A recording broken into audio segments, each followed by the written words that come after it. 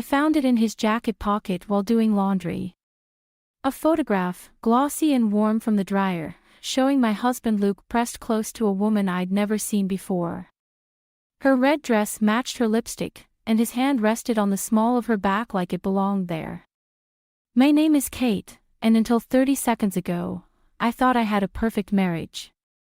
The laundry basket dropped from my hands, clean clothes scattering across our bedroom floor. My fingers trembled as I lifted the photo closer, studying every detail, the intimacy in their posture, the way they leaned into each other. The genuine smile on Luke's face that I hadn't seen in months. "Honey, did you wash my blue tie?" Luke's voice floated up from downstairs. I shoved the photo back into his pocket, my heart hammering. Still in the dryer, I called back, proud of how steady my voice sounded. The jacket carried an unfamiliar scent, something floral and expensive that definitely wasn't mine. "Found it." He appeared in the doorway, already dressed for work in crisp slacks and a white shirt. "What happened here?" "Dropped the basket." I started gathering clothes, keeping my eyes down. "That work event last week, the one you went to alone, were there photographers there?" He paused, adjusting his tie in the mirror. "Just the usual corporate stuff." "Why?" "No reason. Just curious." I folded a towel with mechanical precision, watching his reflection. 7 years together, and I'd never noticed how easily lies fell from his lips. "Don't forget dinner at Mom's tonight," he said, grabbing his jacket. "She's making that pasta you love." "Linda." My mother-in-law would be devastated. She'd welcomed me into the family like the daughter she never had, and now I'd have to sit across from her, pretending everything was fine while her son's infidelity burned a hole in my pocket. "Right. Dinner." I forced a smile. "Wouldn't miss it." Luke kissed my cheek, and I fought the urge to wipe it away. The familiar scent of his cologne mixed with that strange perfume, making my stomach turn. "Love you," he said, already heading for the door. "Love you too." The words tasted like ash. After he left, I pulled out my phone and texted Emily, "Need you. Emergency wine night." Her response came instantly, "On my way. Bringing the good stuff." I sat on the bed, surrounded by scattered laundry, and pulled out the photo again. The woman was beautiful in that polished, corporate way, sleek hair, perfect makeup, confident smile. My fingers traced the edge of the image, catching on a tiny notation in the corner, "Rachel and Luke, Project Celebration." Rachel. Now I had a name. My phone buzzed with another text from Emily, "Should I bring ice cream too?" "Yes," I replied. "And maybe a lawyer." I tucked the photo into my bedside drawer and started getting ready for what would undoubtedly be the most excruciating family dinner of my life.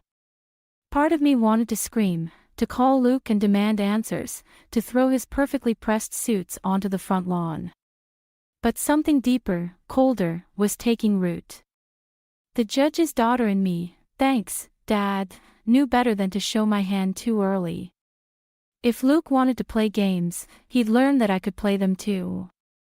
And I played to win. The perfume bottle would be easy enough to find in his office. The emails would follow. Then the credit card statements.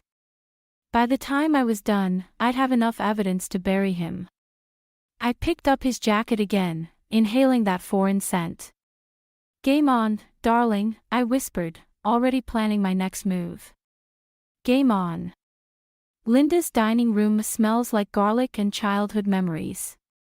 I watch Luke help his mother carry dishes to the table, playing the role of devoted son while my stomach churns with every casual lie he tells. "Katie, sweetheart, you've barely touched your wine." Linda reaches across the table, her fingers brushing my hand. "Are you feeling all right?" "Just tired." I force a smile, but my fingers tighten around the stem of my glass. End of semester stuff at school. Luke settles into his chair, loosening his tie. You work too hard, babe. Maybe you should take some time off. The concern in his voice makes me want to scream. Instead, I take a deliberate sip of wine. Actually, I've been thinking about picking up some extra classes. Summer school. But what about our trip? He frowns, a fork pausing halfway to his mouth. We talked about going to the coast. Did we? I meet his eyes. Must have slipped my mind. Like that work event last week, the one with the photographer. A muscle twitches in his jaw. Mom, this pasta is incredible. New recipe. Linda beams, launching into a story about her cooking class, while I watch Luke's shoulders relax. He thinks he's dodged the bullet. Poor, naive Luke. Oh. Before I forget, Linda jumps up, hurrying to the kitchen. I found something while cleaning out the attic. She returns with a dusty photo album, and my heart sinks. Not now. Not tonight. Your wedding photos. She places it between us, flipping pages with reverent fingers. Look how beautiful you were, Katie. And Luke, so handsome in that suit. The images mock me, white dress, perfect smile, sacred vows. My phone buzzes in my pocket, Emily, probably checking in. I ignore it. Remember our first dance? Luke's hand finds mine on the table. I don't pull away. How could I forget? You stepped on my dress 3 times. 4, Linda corrects, laughing. But you were both so happy, it didn't matter. A new photo slides from between the pages, Luke as a teenager, arms around a pretty brunette. Linda snatches it up quickly, but not before I notice the girl's striking resemblance to Rachel. Who's that? The words escape before I can stop them. Nobody, Luke says sharply. At the same moment Linda murmurs, Sarah Mitchell. The tension crackles. Luke stands abruptly, gathering plates. Mom, let me help with cleanup. Sarah was Luke's first serious girlfriend, Linda continues, ignoring her son's warning look. Such a sweet girl. They dated all through high school until... Mom. Luke's voice could freeze hell. Until what? I press, watching Luke's knuckles widen around the plate he's holding. Linda's eyes dart between us. Until she moved away for college. Luke was devastated. Ancient history, Luke mutters, disappearing into the kitchen. I lean closer to Linda. Did she look anything like Rachel from the architecture firm? The color drains from Linda's face. How do you know about Rachel? Before I can respond, Luke returns. Linda busies herself with the photo album, but her hands shake slightly. Ready to head home. Luke asks too brightly. Early meeting tomorrow. Actually, I stand slowly. I thought I might stay and help Linda clean up. Girl talk. His smile falters. You sure? It's getting late. Positive. I kiss his cheek, breathing in that familiar cologne. No trace of perfume tonight. Take the car. I'll grab an Uber. After he leaves, Linda pours more wine with trembling hands. Katie, about Rachel. How long have you known? She sinks into her chair. I saw them together last month, at that new cafe downtown. Luke said it was just work, but... She twists her wedding ring, a nervous habit I've never noticed before. I've seen that look before.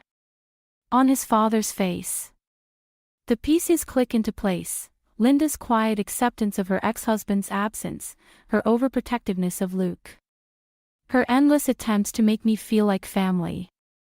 History repeats itself, I murmur, reaching for my phone. Emily's text glows on the screen, found something. Call me ASAP. Not always, Linda says softly. Sometimes we can break the cycle. I look at my mother-in-law, really look at her, and see something new in her eyes. Not just sympathy, but solidarity. Yes, I reply, already planning my next move. Sometimes we can.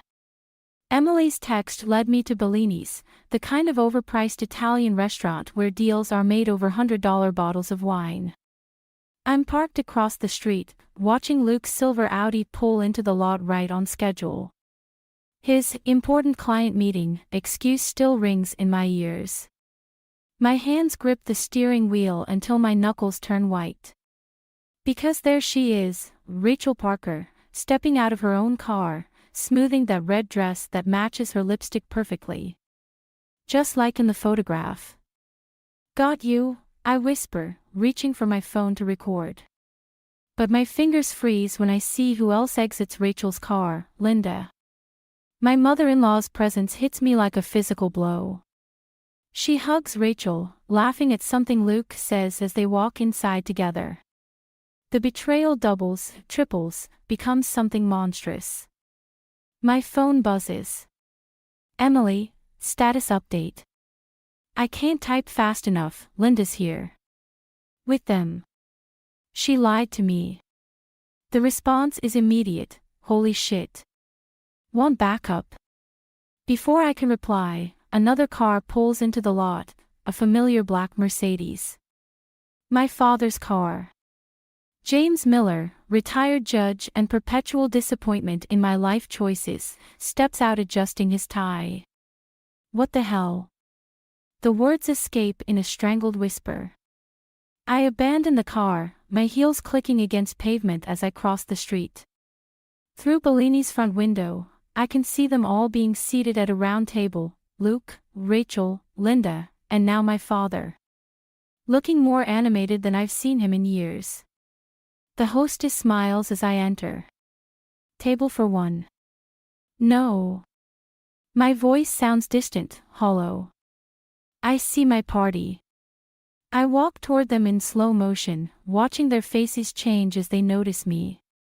Luke goes pale. Rachel's hand jerks away from his arm. Linda's wine glass freezes halfway to her lips. Only my father looks unsurprised. Katie, he says calmly. Right on time. Time for what? The words come out sharp enough to cut. Sweetheart, Luke stands, reaching for me. This isn't. Sit down, Lucas. My father's voice carries the weight of 30 years on the bench. Luke sits. Catherine, please join us. There are things you need to hear. I've heard enough lies. But I sit anyway, because that's what good daughters do. The waiter appears with water and menus. No one touches them. Your mother wore that same expression, my father says quietly, the day she discovered I wasn't who she thought I was. The pieces start falling into place, Linda's knowing looks, the Sarah Mitchell story, my father's sudden appearance. You're not just Luke's co-worker, I say to Rachel. You're Sarah Mitchell's daughter. Rachel nods slowly. I needed answers about my mother. About why she really left. Luke was helping me. By sleeping with you. The words taste like poison. No, Linda interrupts. By trying to prevent the same mistakes. The same patterns. She looks at my father. Tell her, James. Tell her everything. My father sighs, suddenly looking every one of his 60 years. Sarah Mitchell wasn't just Luke's high school girlfriend. She was my legal clerk. And when your mother found out about our affair. Stop. The word comes out like a gunshot. Just stop. Luke reaches for my hand. I yank it away. Kate, please. When Rachel came to the firm, when I realized who she was, I couldn't just. You could have told me the truth. My voice doesn't shake. I'm proud of that. Any of you. All of you. We were trying to protect you, Linda says softly. No. I stand, my chair scraping against the floor. You were protecting yourselves. Your secrets. Your lies. I look at each of them in turn, my faithless husband, his mother who chose loyalty to lies over truth, my father who never changed. And Rachel, the living proof of all their deceptions. Kate, Luke starts. I'll be sending divorce papers to your office. I turn to my father. And I'll be calling mother tonight. She deserves to know everything too. I walk away from their table, their excuses, their tangled web of lies. My phone buzzes again. Emily, need extraction. Yes, I type back. And bring a lawyer. It's time to burn it all down. Behind me, I hear chairs scraping, voices rising, but I don't look back. Some fires need to spread before they can cleanse. Rachel's office is exactly what I expected, all glass and chrome, with a view of the city that probably costs more than my yearly salary. She doesn't look surprised to see me standing in her doorway. I wondered when you'd show up. She gestures to the chair across from her desk. Close the door. I remain standing. Tell me something, Rachel. Was seducing Luke part of your original plan, or just a bonus while digging up dirt on my father? Interesting assumption. She leans back, crossing her legs. That I seduced him. That this was all my idea. Wasn't it? Your father ruined my mother's life. Luke. She pauses, touching a silver frame on her desk. I recognize the woman in the photo, Sarah Mitchell, 20 years younger than the image burned in my memory from Linda's album. Luke was supposed to help me understand why. By sleeping with you. By showing me that the apple doesn't fall far from the tree. Her smile is razor sharp. Did you know he came to me? After finding out who I was. He said he wanted to protect you from the truth about James. My laugh sounds hollow. By having an affair. Brilliant logic. No. She opens her desk drawer, pulls out a thick manila envelope. By helping me gather evidence. Your father's pattern of affairs didn't stop with my mother, Kate. There were others. Many others. The envelope lands between us with a dull thud. Luke was going to tell you everything. After we had enough proof. She taps the envelope. Then things got complicated. You fell for him. He fell for me. Her composure cracks, just slightly. Or maybe he just fell for the idea of being someone's hero instead of another Miller family disappointment. My phone buzzes, Emily, probably with updates from the lawyer. I ignore it. Why tell me this now? Because you deserve to know that Luke's betrayal started with trying to protect you. She stands, moves to the window. Ironic, isn't it? How the road to hell is paved with family loyalty. Where is he now? After your scene at Bellini's. Probably drinking himself stupid at the Metropolitan. She turns back to me. He's there most nights lately. Drowning his guilt, I suppose. And my father. James Miller is currently boarding a flight to Singapore. Business trip, officially. Her smile returns, colder now. Running away, actually. Just like he taught Luke to do. I pick up the envelope. It's heavy with secrets, with evidence of generational betrayal. What are you going to do with all this? Rachel asks. Why do you care? Because despite everything, I loved him. She returns to her desk, picks up her phone. And because I just sent copies of everything to your mother. The floor seems to tilt beneath my feet. You what? Sometimes the best revenge isn't the one we plan.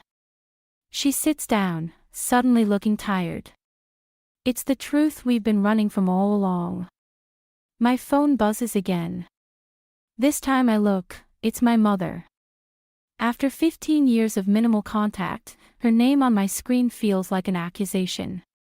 He'll lose everything, I say quietly. The reputation he spent decades building. His position on the ethics board. Everything. Yes. Rachel nods. Just like my mother lost everything. Just like you're losing everything. She pauses. Just like Luke will lose everything. I think of Linda. Probably sitting in her kitchen with her photo albums and her memories of 2 generations of Thompson men and their perfectly justified betrayals.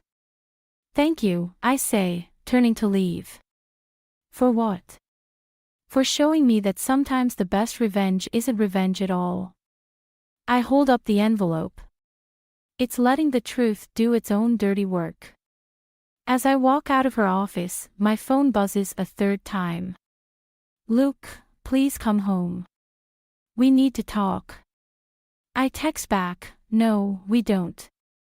But I'm sure Rachel will listen. She's good at that. The elevator doors close on my reflection, a woman holding an envelope full of destruction, wearing a smile that would make Rachel proud. Sometimes the best revenge is simply stepping aside and letting karma take its course. I press the lobby button, already composing my message to Mother. It's time for all the Miller women to compare notes. The Metropolitan's dim lighting can't hide Luke's disheveled appearance. He's been here for hours, judging by the empty glasses in front of him. I slide onto the bar stool beside him, placing Rachel's envelope between us. Didn't expect to see you here, he slurs, not looking up. Didn't expect a lot of things, did we? I order a whiskey, neat. Like finding out our honeymoon villa in Bali was already booked. For you and Rachel. His hand trembles around his glass. How? Your work email password is still our wedding date. I take a slow sip. Amateur mistake. The bartender hovers nearby, sensing tension. Luke waves him away. It wasn't supposed to happen like this, he says. No. How was it supposed to happen? My phone buzzes, another message from my mother, probably. I've been ignoring them all day.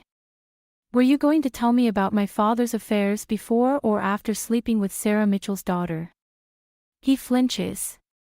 You don't understand. Actually, I do. I tap the envelope. Rachel explained everything. Your noble crusade to protect me from Daddy's sins. Very heroic. Kate. But here's what I don't understand. I turn to face him fully. The emails planning your romantic getaway. Those started before you knew who Rachel was. Before this whole revenge plot against my father. Color drains from his face. I can explain. The thing about being married to a liar, I cut him off, is that you get really good at spotting patterns. Like how you touch your wedding ring when you're about to lie. Or how you've been deleting texts every night before bed. He reaches for the envelope. I pull it back. Don't worry, these aren't the only copies. Rachel made sure of that. I finish my whiskey. She's quite thorough, your girlfriend. Must be why my father hired her at the firm in the first place. What? Luke straightens, suddenly more alert. James hired her. Now it's my turn to smile. Amateur mistake number 2, assuming you knew who was manipulating whom. My phone buzzes again. This time I look, it's Linda, he knows. James knows everything. Be careful. You should call Rachel, I say, standing. I think she has some explaining to do about who really orchestrated this little drama. Wait. Luke grabs my arm. Whatever you're planning. I'm not planning anything. I gently remove his hand. I'm just letting the truth do what it does best, destroy everything in its path. The bartender approaches as I turn to leave. Ma'am. Your husband's tab. Ex-husband, I correct him. And he can pay his own bills. Just like Rachel can pay hers. I pause. Though I hear the firm's expense account is quite generous. Right, Luke?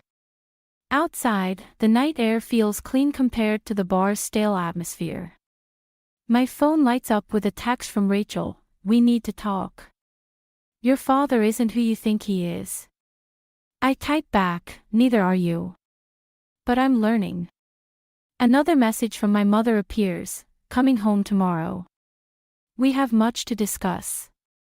The pieces are falling into place, but not in the way anyone expected. Not Luke, thinking he could play hero.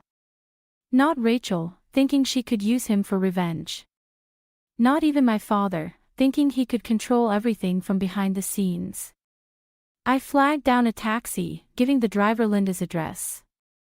She deserves to know what's coming, how both our families are about to implode in ways none of us anticipated. My phone buzzes one final time.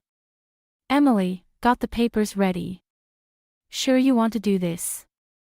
I think about the web of lies, the carefully orchestrated betrayals. The way everyone thought they were the puppet master when they were really just dancing on someone else's strings. "Yes," I reply. Time to cut all the strings at once. The taxi pulls away from the Metropolitan just as Luke stumbles out, phone to his ear, probably calling Rachel. Let them scramble. Let them panic. The truth is already in motion, and not even my father can stop what's coming. Sometimes the best revenge isn't about getting even. It's about getting free. Our first wedding anniversary dinner looks perfect from the outside. Crystal glasses catch the light, white roses fill the air with sweetness, and Luke beams at me from across the table at LeBlanc. Completely oblivious to what's coming. To us, he raises his glass. 1 year down, forever to go. I clink my glass against his, watching him drink. My own champagne remains untouched. Forever is such an interesting concept. Linda shifts in her seat beside me, her eyes darting between us. She knows something's wrong but can't quite piece it together. Good. Katie's right, my mother says, taking her seat. Her surprise appearance 10 minutes ago nearly made Luke choke on his appetizer. Forever is only as reliable as the people promising it. Luke's smile falters. "Margaret, we weren't expecting." Clearly. She smooths her napkin, every inch the judge's scorned wife. But then, expectations can be so disappointing. Right, James? My father, at the head of the table, loosens his tie slightly. Perhaps this isn't the time. 8:15, I interrupt, checking my watch. Actually, it's exactly the time. The maitre d' approaches our table, Rachel following close behind. She's wearing red again, but her usual confidence seems shaken. "I'm sorry," she says, not to Luke or me, but to my father. "I couldn't." "Sit down, Rachel." My mother's voice could freeze hell.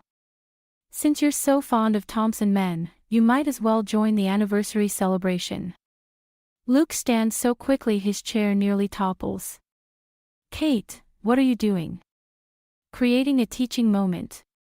I finally lift my champagne. About patterns. About karma. About how secrets have a way of coming full circle. Linda reaches for her son's arm. "Luke, what's going on?" "Ask Rachel," I suggest. Or James. Or maybe start with why Sarah Mitchell's daughter just happens to work at Daddy's firm. The silence that follows feels like glass about to shatter. "You don't understand," my father starts. "Actually, I do." I pull out Rachel's envelope, now joined by a second one, thicker, older. Filled with 20 years of my mother's careful documentation. Mom explained everything. About Sarah. About the others. About how you orchestrated this whole thing with Rachel to keep Luke quiet about what he discovered. Rachel sinks into an empty chair. He promised. He promises a lot of things. My mother's smile is razor sharp. To love, to honor, to cherish. To keep secrets. To protect reputations. Luke looks like he might be sick. Linda, I can explain. Don't bother. Linda stands, her chair scraping against the floor. I've heard it all before. From your father. The maitre d' hovers uncertainly nearby. Other diners are starting to stare. A toast, I announce, rising. To patterns. To men who think they're protecting us while they're really protecting themselves. To women who keep their secrets. I lock eyes with Rachel. And to daughters who learn from their mother's mistakes. Katie, my father warns, think carefully about what you're doing. Oh, I have. I drop both envelopes on the table. Everything's already been sent to the ethics board. The divorce papers are filed. And Mom's book about her years as a judge's wife hits stores next month. Luke lunges for the envelopes, but Rachel beats him to them. She opens the older one, her hands shaking as she reads. You knew, she whispers to my father. You knew about my mother all along. This whole thing, hiring me, pushing me toward Luke, it was all to keep control of the narrative. The restaurant has gone quiet. Too quiet. Happy anniversary, I say softly, gathering my coat. The truth looks good on all of you. As I walk away, I hear chairs scraping, voices rising, accusations flying. My phone buzzes, Emily, cars waiting outside. You okay? No, I'm not okay. I'm numb. Empty. But sometimes you have to burn everything down to see what's really left standing. I step into the cool night air, leaving behind the wreckage of 2 families' worth of lies. Let them sort through the ashes. I've got my own phoenix to build. Behind me, someone calls my name. I don't turn around. Some endings don't need an audience. Emily's apartment feels like a war room. Scattered papers cover her coffee table, bank statements, emails, hotel receipts. My mother sits beside me, methodically highlighting documents while the news plays silently on TV. The doorbell rings. Emily checks her phone and nods. They're here. Luke and Rachel enter together, followed by my father. Linda slips in last, keeping her distance from everyone. Quite the performance at dinner, my father says, straightening his tie. Now can we discuss this reasonably? Reasonable. My mother's laugh is brittle. Like how you reasonably hired your ex-mistress's daughter to spy on your own family. Rachel flinches. That's not. Show them, I tell Emily. She pulls up an email on her laptop, turning it toward them. Luke's face drains of color as he reads. You were never supposed to find out, he whispers. Which part? I stand, forcing myself to stay steady. The affair. The conspiracy. Or how you and Rachel plan to expose my father's indiscretions while hiding your own. I loved you, Luke says. Everything I did was for yourself. Linda's voice cuts through the room. Just like your father. Just like James. You tell yourselves you're protecting someone, but you're really just protecting your own guilt. My father steps forward. Linda, you don't understand. I understand perfectly. She pulls out her phone, holding it up. Sarah's on video chat. Would you like to explain it to her? The screen shows a woman I recognize from old photos, older now, but still beautiful. Rachel makes a choked sound. Mom. Hello, sweetheart. Sarah's voice fills the room. James, you look exactly like I remembered. Still fixing everyone else's lives while destroying your own. Luke moves toward me. Kate, please. Don't. I back away. The ethics board has everything. Mom's book manuscript is with the publisher. It's over. Nothing's over, my father snaps. I can still. What? My mother stands. Bury it. Like you buried Sarah's career. Like you buried my self-respect. Like you buried Luke's affair to keep him quiet about your own sins. Rachel sinks onto Emily's couch. I never meant. I just wanted to know the truth about why you left, Mom. And now you do, Sarah says softly. The truth is, there are no heroes in this story. Just people too afraid to face their own reflections. Luke reaches for me again. This time I let him grab my arm. Watching his face as Emily plays the recording, his conversation with Rachel about using our honeymoon as cover for their getaway. I can explain, he starts. No need.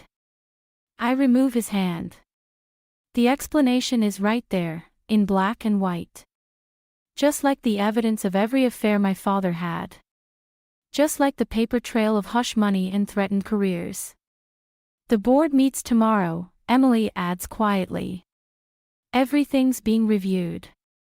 My father's composure finally cracks. Margaret, think about what this will do to our reputation. Our reputation. My mother laughs. There is no our anymore. There's just truth and consequences. And choices, Linda adds, moving to stand beside me. We all make them. We all live with them. Luke looks desperately between Rachel and me. I never meant to hurt anyone. Intention doesn't change impact, I say, echoing words my father once used in court. You taught me that, Dad. Remember. The room falls silent except for Sarah's quiet breathing through the phone. Rachel stares at her mother's image, tears streaming down her face. So what now? Luke asks. I look at each of them, my father, the righteous judge undone by his own hypocrisy, Luke. The devoted husband who became everything he claimed to hate, Rachel, the daughter seeking truth who buried herself in lies, Linda. The mother who saw history repeating itself, my mother, finally free from decades of silence. Now. I gather my coat. Now we all live with our choices. The truth is out. What happens next is up to you. I leave them there, surrounded by evidence of their own destruction. Emily follows me to the door. You okay? She whispers. I'm not. I might never be. But as I step into the night air, I feel lighter than I have in months. Sometimes winning isn't about revenge at all. Sometimes it's just about refusing to play the game anymore. The ethics board's decision arrives in a plain white envelope. I leave it unopened on Emily's kitchen counter while we pack the last of my things from Luke's house. Your mother's book hit the bestseller list, Emily says, taping another box. Luke's firm is in damage control mode. I fold another sweater, breathing in the lingering scent of our shared laundry detergent. And Rachel moved back home. Sarah got her a job at a different firm. Emily pauses. Linda called again. Of course she did. Linda's been leaving messages, each one more raw than the last. Like mother, like son, both trying to explain, to justify, to rewrite history. The doorbell rings. My father stands there, looking smaller somehow in his casual clothes. No more judge's robes to hide behind. The board's decision, he gestures at the envelope. Don't you want to know? Not really. I continue packing. The truth's already out there. The rest is just paperwork. He picks up a framed photo, my wedding day. Your mother's book is honest. I take the frame from him, wrapping it in newspaper. Something you might try sometime. I did what I thought was right. No. I meet his eyes. You did what was easy. Controlling the narrative, manipulating Rachel, using Luke's guilt to keep your own secrets. Easy. Emily slips out, giving us privacy. My father sinks onto her couch, suddenly looking every bit his age. When did you get so strong? He asks quietly. When I stopped trying to be what everyone else wanted. I sit across from him. When I realized revenge wasn't about hurting others, it was about refusing to let them hurt me anymore. The envelope sits between us, still sealed. Outside, a car door slams. Luke's voice drifts up, arguing with someone. Rachel, probably.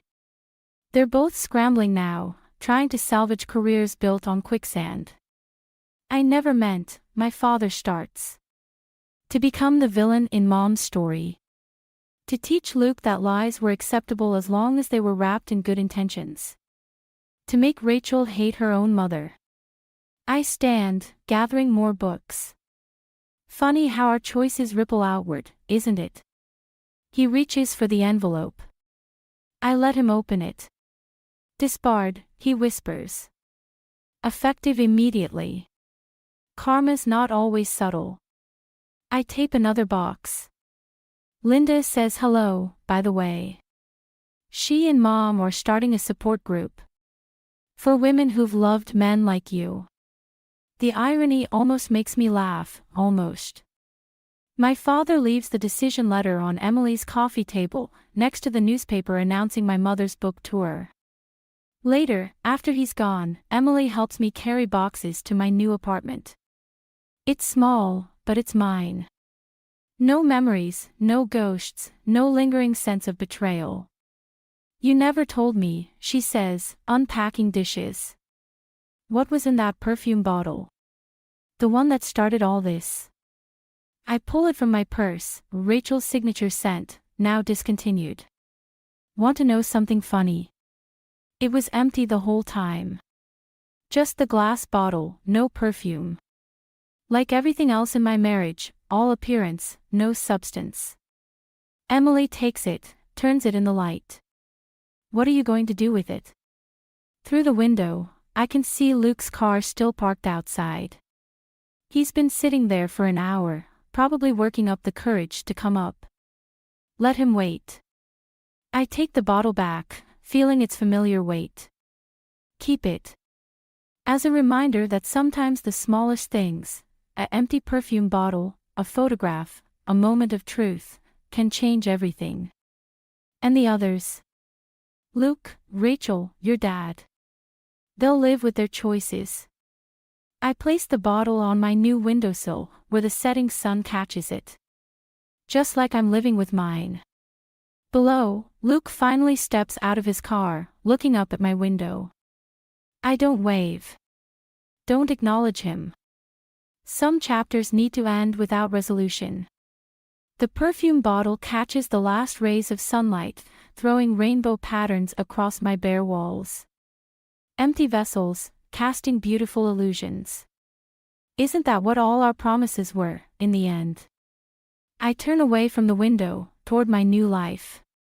Sometimes the best revenge isn't about getting even, it's about getting free. I'm an elite banker, so I deserve to remarry a beautiful and confident girlfriend. Being with a gloomy woman like you is bad luck for me. I'm divorcing a useless person who doesn't earn a penny. How can you say that? What about our child? What are you planning to do? You take care of Lily. I'm going to have a new child with my mistress. Left by my husband with my daughter, and to make matters worse, he started talking about remarrying after getting his mistress pregnant. Fed up with my husband's attitude, I decided to divorce. The divorce went through smoothly, but I had other important things to do. I went to my husband's workplace to handle an important procedure where my husband and his mistress, smirking, approached me. "Did you miss me so much that you came to my workplace? Haha, you must have come to withdraw savings since you don't have money as a housewife, right?" Facing the two of them looking down on me like trash, I told them with a cold expression, I came to withdraw $6 million. Upon learning that I had won a large sum from a lottery ticket I bought on a whim, my husband desperately begged for my forgiveness, completely changing his tune. My name is Emily. I am currently 32 years old. My childhood dream was to become a caregiver. I wanted to be helpful to people. After graduating from high school, I attended a specialized school for care welfare and successfully passed. I was able to fulfill my childhood dream. Working as a caregiver was hard, but I found great fulfillment in being thanked by the patients. One day, I was invited to a mixer by a close coworker. There I met Ethan. My first impression was, wow, he's handsome. I wanted to talk to him, but he seemed like the cool, quiet type, and I wondered if he disliked such events. However, as luck would have it, we were headed in the same direction afterward. As we walked to the station together, I found he was surprisingly talkative, and we had a great time. Ethan was just shy, not cool or anything. I found that gap endearing. We quickly became close and decided to get married. However, through mutual acquaintances, I later learned that Ethan had another girlfriend at the time. I was shocked to discover it was a case of two-timing, but I only found out after we were married. Regardless, I believed he had chosen me purely out of love. In the early days of our marriage, we enjoyed watching sports and going to the movies on our days off, fully enjoying our newlywed life. Buying lottery tickets became a shared hobby. It started when we first stumbled upon a lottery ticket vendor while going to a sports event. We bought a sports lottery ticket on a whim. Surprisingly, we won. It was probably beginner's luck. It wasn't a huge amount, but we got quite into it, buying small amounts regularly. For example, we'd buy tickets on days considered lucky, or if my horoscope was good that day. It was one of the few hobbies we both enjoyed. By our 4th year of marriage, we wanted a child but were having trouble conceiving. We were considering fertility treatments when we discovered I was pregnant. That's great, Emily. We're finally going to be parents. When I confirmed the positive pregnancy test, my husband was teary-eyed with joy. I'm so happy. But we can only be sure after going to the OB/GYN, right? I'm so anxious, but somehow I feel everything will be okay. It's just a hunch. The next day, I nervously went to the OB/GYN. The doctor confirmed on the ultrasound, "Congratulations, you are pregnant." I could see for myself that I was indeed pregnant. I was so happy that I immediately emailed my husband from the hospital's waiting room. I'm pregnant, just entered the 5th week. Once we're in the safe period, we need to tell both our parents. The email was read immediately, and he replied, "Really? That's great. I'm so happy. Thank you, Emily. Please take care getting home." He usually takes a while to respond, but he must have been really happy this time. I returned home savoring my happiness. That night, it's going to be exciting from now on, Ethan. Do you want a boy or a girl? Tough choice. I'd be happy with either, but if it's a girl, I might be too sad when she gets married. If it's a boy, it'd be fun to play a lot while he's small. Well, yeah, but if it's a girl, I'd love to talk about love stories with her. We had such light-hearted conversations while eating dinner. Soon after, we found out the baby's gender. Throughout the pregnancy, my husband supported me, and although it was tough, I had a happy maternity life without any major problems. Time flew by, and I safely gave birth to a lovely baby girl we named Lily. We talked about overcoming challenges together as a couple, but after the pregnancy and birth, I quit my job. Originally, I worked as a caregiver, which was physically demanding and involved night shifts, so continuing was difficult. However, my husband's attitude changed drastically after I became a full-time housewife. When we both worked full-time, we shared household chores. But once I became a housewife, he would say things like, "You've been at home all day, right? Why haven't you cleaned? You must be bored, right? Make more elaborate meals." And started to berate me with his attitude like that. Our marital relationship gradually weakened. And although we shared a bed, our intimate life became non-existent. He only tolerates sleeping in the same bed because he has nowhere else to sleep. He even says, "I don't even want to sleep with you." I think to myself, then sleep on the floor, but I can never actually say that. We hardly have any meaningful conversations anymore. Ethan only talks about practical matters. Even when I try to initiate a conversation, he doesn't listen and just responds indifferently. "Hey, about the drama yesterday. Listen, today, Lily. Did I see?" That's how our conversations go. He only responds with or "I see." He doesn't seem interested in expanding the conversation. The only time he gives a proper response is when he's angry. "What's this food? It's too bland. I can't enjoy this meal. I thought too much flavor isn't good for health. Shut up. You can't cook. Your cleaning is sloppy. You're completely useless at everything. If I hadn't married you, a woman like you wouldn't have been picked up by anyone." He often says things like that. Eventually, he even treats our 3-year-old daughter Lily coldly. "Daddy, look. Lily drew this."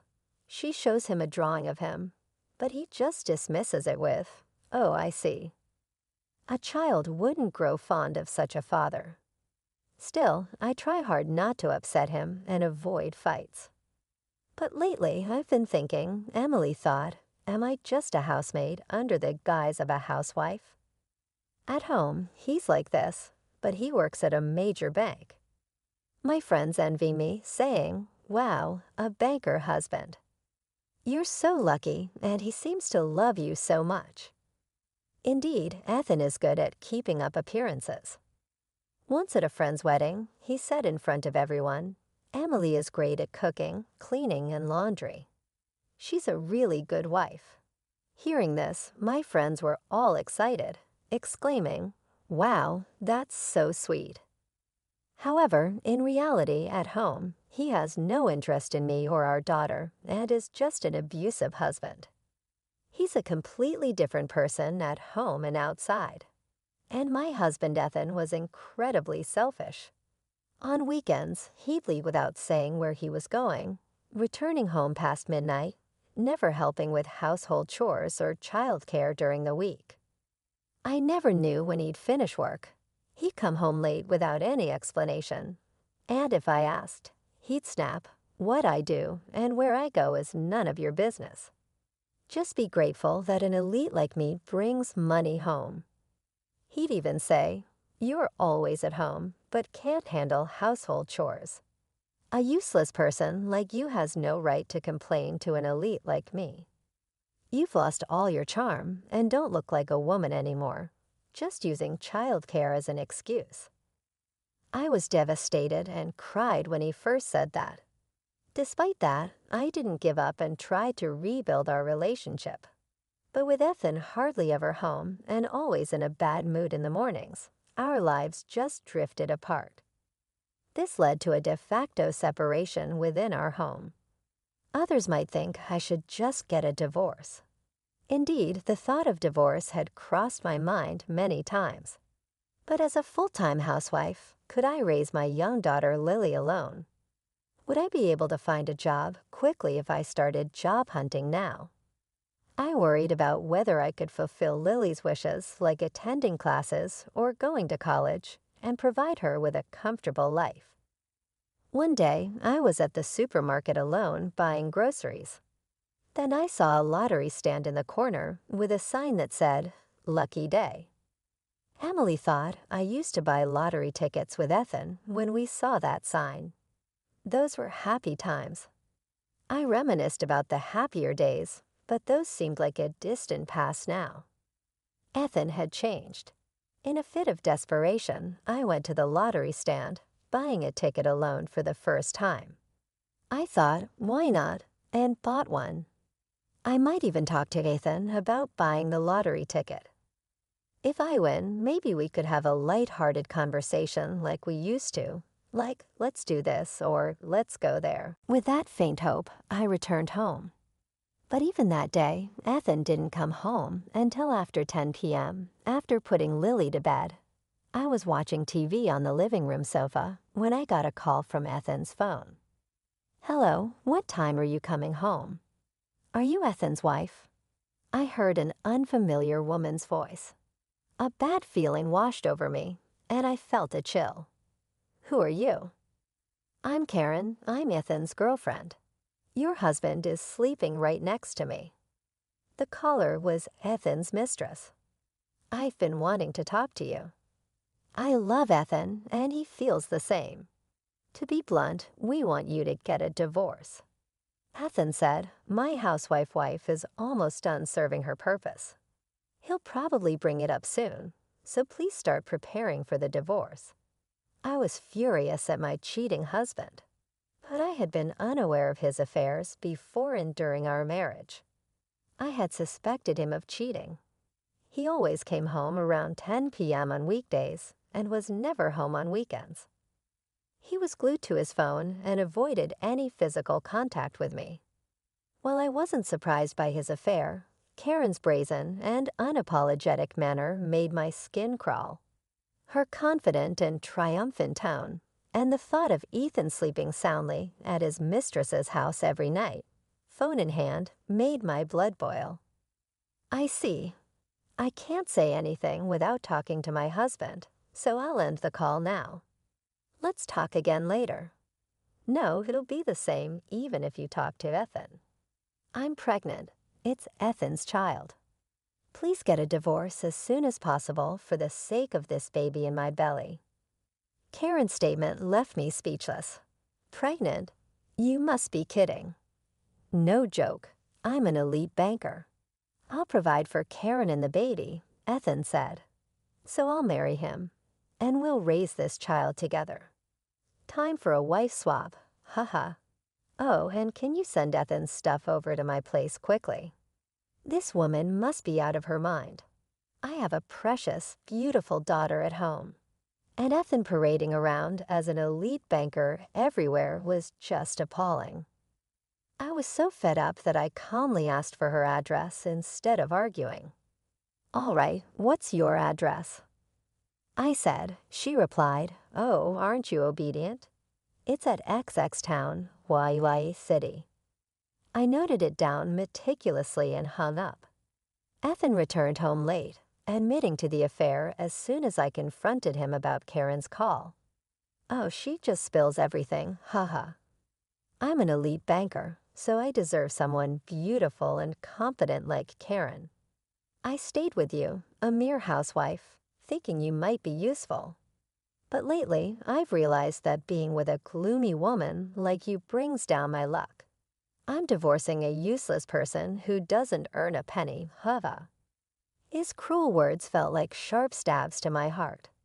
"Luck, useless housewife, but we have a daughter to think about." I gathered my strength to ask, "What about Lily?" "You take care of Lily. I'm going to have a new child. Of course, I'll pay the property division.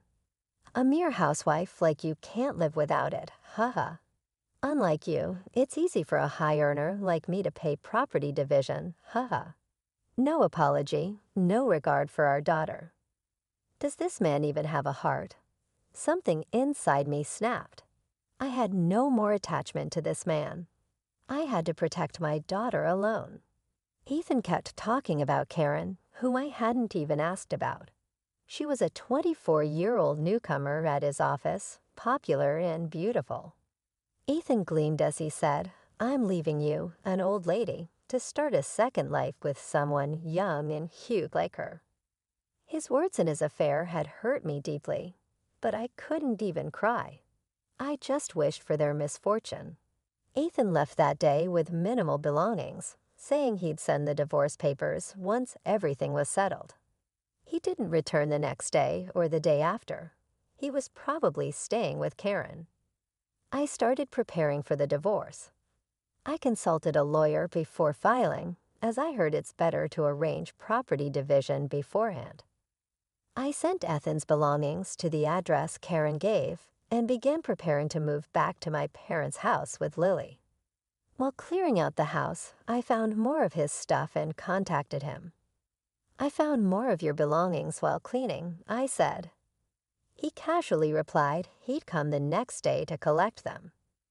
The following day, Ethan arrived, and to my surprise, Karen was with him. "Nice to meet you, ex-wife. I'm feeling sick from morning sickness. Did you sign the divorce papers? Can you hurry up and finalize the divorce?" Karen was indeed beautiful and much younger than me. Seeing Ethan holding her, seemingly pregnant, was revolting. I just wanted them to leave quickly. "Here are the divorce papers and your belongings," I said, handing over the completed divorce papers. Ethan roughly signed them and handed them back. "Here, make sure you file these today." Sure, I replied. With that, they left. I sighed in relief. Now I had important procedures to handle beyond the divorce. The divorce with Ethan was finalized, and I received a lump sum property division payment. It was only to be expected, given his frequent boasts about being an elite banker. A week later, I visited the bank where Ethan worked for an important matter. Ethan approached me with a smirk as I tried to proceed with my business. "What, you missed me? You're hung up on me, huh?" Then Karen, who was supposed to be at the reception, came out too. "Oh, look who it is, the ex-wife. What are you doing here? Let me guess, you're a housewife with no money, so you're here to withdraw savings, huh?" Haha. Their sarcasm was unbearable. "No, I'm here to withdraw something else." "What, $6 million? What?" Yes, the lottery ticket I'd bought at the supermarket turned out to be a winner. When I used to buy lottery tickets with Ethan, we would excitedly check the results together. But this time, I bought it alone and didn't expect much. Casually checking the results online, I saw the message, "Congratulations on your win." I scrolled down, thinking it was just a small prize, but saw an amount I had never seen before. Prize amount $6 million. Counting the digits, I realized it was $6 million. I was in shock and just stared at the screen, unable to move. The whole day felt like a dream, and I couldn't focus on housework or childcare. The next day, I checked again on my computer, and it still showed $6 million. I followed the instructions for claiming my prize, feeling somewhat detached as if it were happening to someone else. I checked with my lawyer whether a lottery win before a divorce would be subject to property division, but since the divorce was due to Ethan's actions, and our relationship had broken down, it was not subject to division. When I explained this to them, Ethan and Karen were incredulous. "What? Why didn't you say that? That's not fair. It should be part of the property division. You cheated and got your mistress pregnant, and you're saying this isn't subject to division. I've already confirmed it with my lawyer." "That's a lie." Ethan raised his voice. "When we were together, we never won that much. Why didn't you use your luck with me, useless wife? How can you get all that money? You said it yourself, didn't you? Being with a gloomy woman like me brings down luck. Maybe the bad luck was because of you, huh?" Karen pulled at Ethan's arm, saying, "What's with this woman? Ethan, let's go. It doesn't matter how much money she has. Let's just leave." But Ethan didn't move and said something unbelievable. "Hey, Emily, I'm sorry. Let's get back together, huh? I was wrong to belittle you and have an affair. Let's start over." "What? What are you saying? You promised to support me and our baby. You said you loved me, and now you want to go back to your ex-wife. But with $6 million, we could quit our jobs, buy a house, a nice car, go on trips. Wouldn't that be great? Ethan, blinded by money, proposed getting back together. His despicable words ignited a fireball of anger inside me. You are a terrible person. I couldn't believe I had spent years living with such a despicable man. I'm sorry for everything until now. I'll cherish you from now on. Let's reconsider, huh? Ethan grabbed my arm and wouldn't let go. I shouted back, "Don't you dare joke with me." He seemed surprised by my outburst and flinched. At that moment, someone from the back of the bank approached us. "Ethan, what's going on?" "Mr. Branch Manager." The person was the bank's branch manager. Ethan and Karen were flustered at his arrival. "Nothing, it's nothing." "I heard about what's been going on from a staff member. Are you sure it's nothing?" "Well, it's just that. I'll talk with you later about this and your relationship with Karen." Ethan and Karen's faces turned pale. I guess the bank wouldn't take kindly to infidelity and pregnancy scandals being openly discussed in the workplace. I watched the three of them with the thought, "Serves you right." As the branch manager approached me, he said, "Ma'am, I'm sorry for the discomfort you've experienced here." He bowed deeply to me, and Ethan and Karen followed suit, likely due to the branch manager's presence. "Oh, no, it's fine. You came to withdraw your lottery winnings, right? Let me assist you with that." Thanks to the branch manager's smooth handling, I successfully withdrew my winnings and suddenly became a millionaire. A few days later, Ethan kept calling me incessantly. I regretted not blocking his number. At first, I ignored the calls, but they were so persistent that I finally answered. "Hello, Emily, thank goodness you answered." Ever since that day, my boss has been furious. They say having someone like you involved affects the bank's reputation. Isn't that unfair? I've worked hard all this time. I sighed heavily, understanding the situation. That boss sounds like a wise person. Maybe they think someone with your lack of character could eventually harm the bank. Ethan stuttered at my calm response. "Besides, the only thing you've worked hard on is womanizing, right?" "Well, that's. I really couldn't care less about your precarious position at the bank. Take care." I hung up, feeling a bit more relieved. Later, I heard from an acquaintance that Ethan was demoted and transferred to a rural branch. He was punished for the scandal and disorder he caused in the bank. Karen, having witnessed the whole scene of Ethan pleading to get back with me after learning about my winnings, furiously confronted Ethan. "Actually, the baby isn't yours." "Well, maybe it's not yours. I had other marriage candidates, and I thought marrying an elite banker like you would be a good choice. But a demoted, uncertain bank employee is of no use to me. I'll marry someone better. Goodbye." She had other suitors and was only considering remarrying Ethan because she thought he was an elite banker. Once he was just an ordinary employee with an unstable position, she decided he was no longer useful and left him.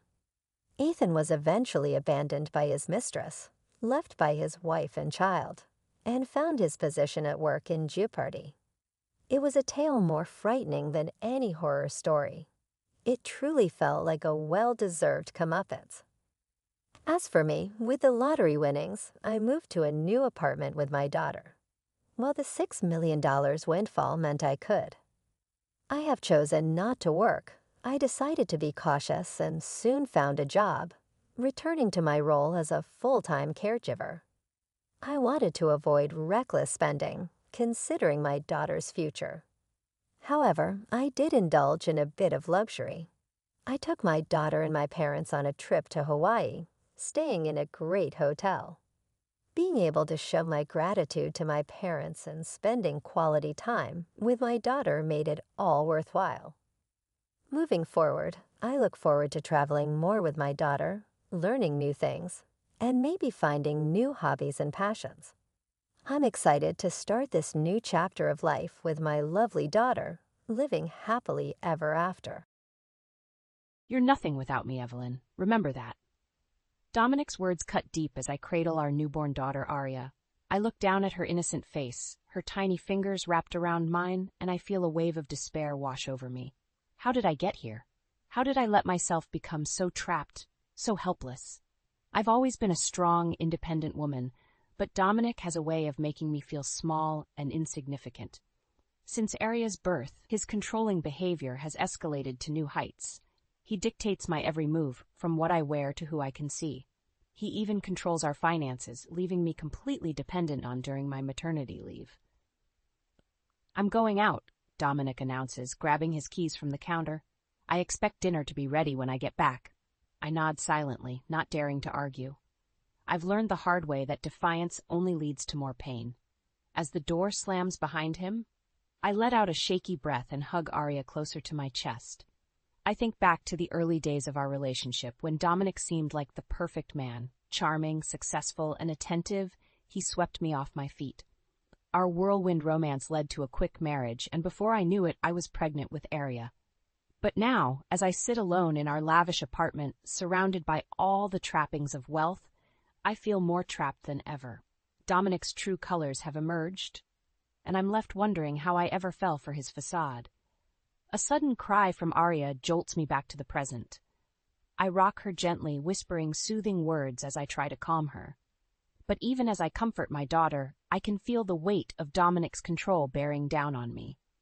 I glance at the clock, realizing I only have a few hours before he returns. I need to start dinner, but the thought of facing another evening of his criticism and verbal abuse makes my stomach churn. As I lay Aria down in her crib, I catch a glimpse of myself in the mirror. The woman staring back at me is a shell of her former self.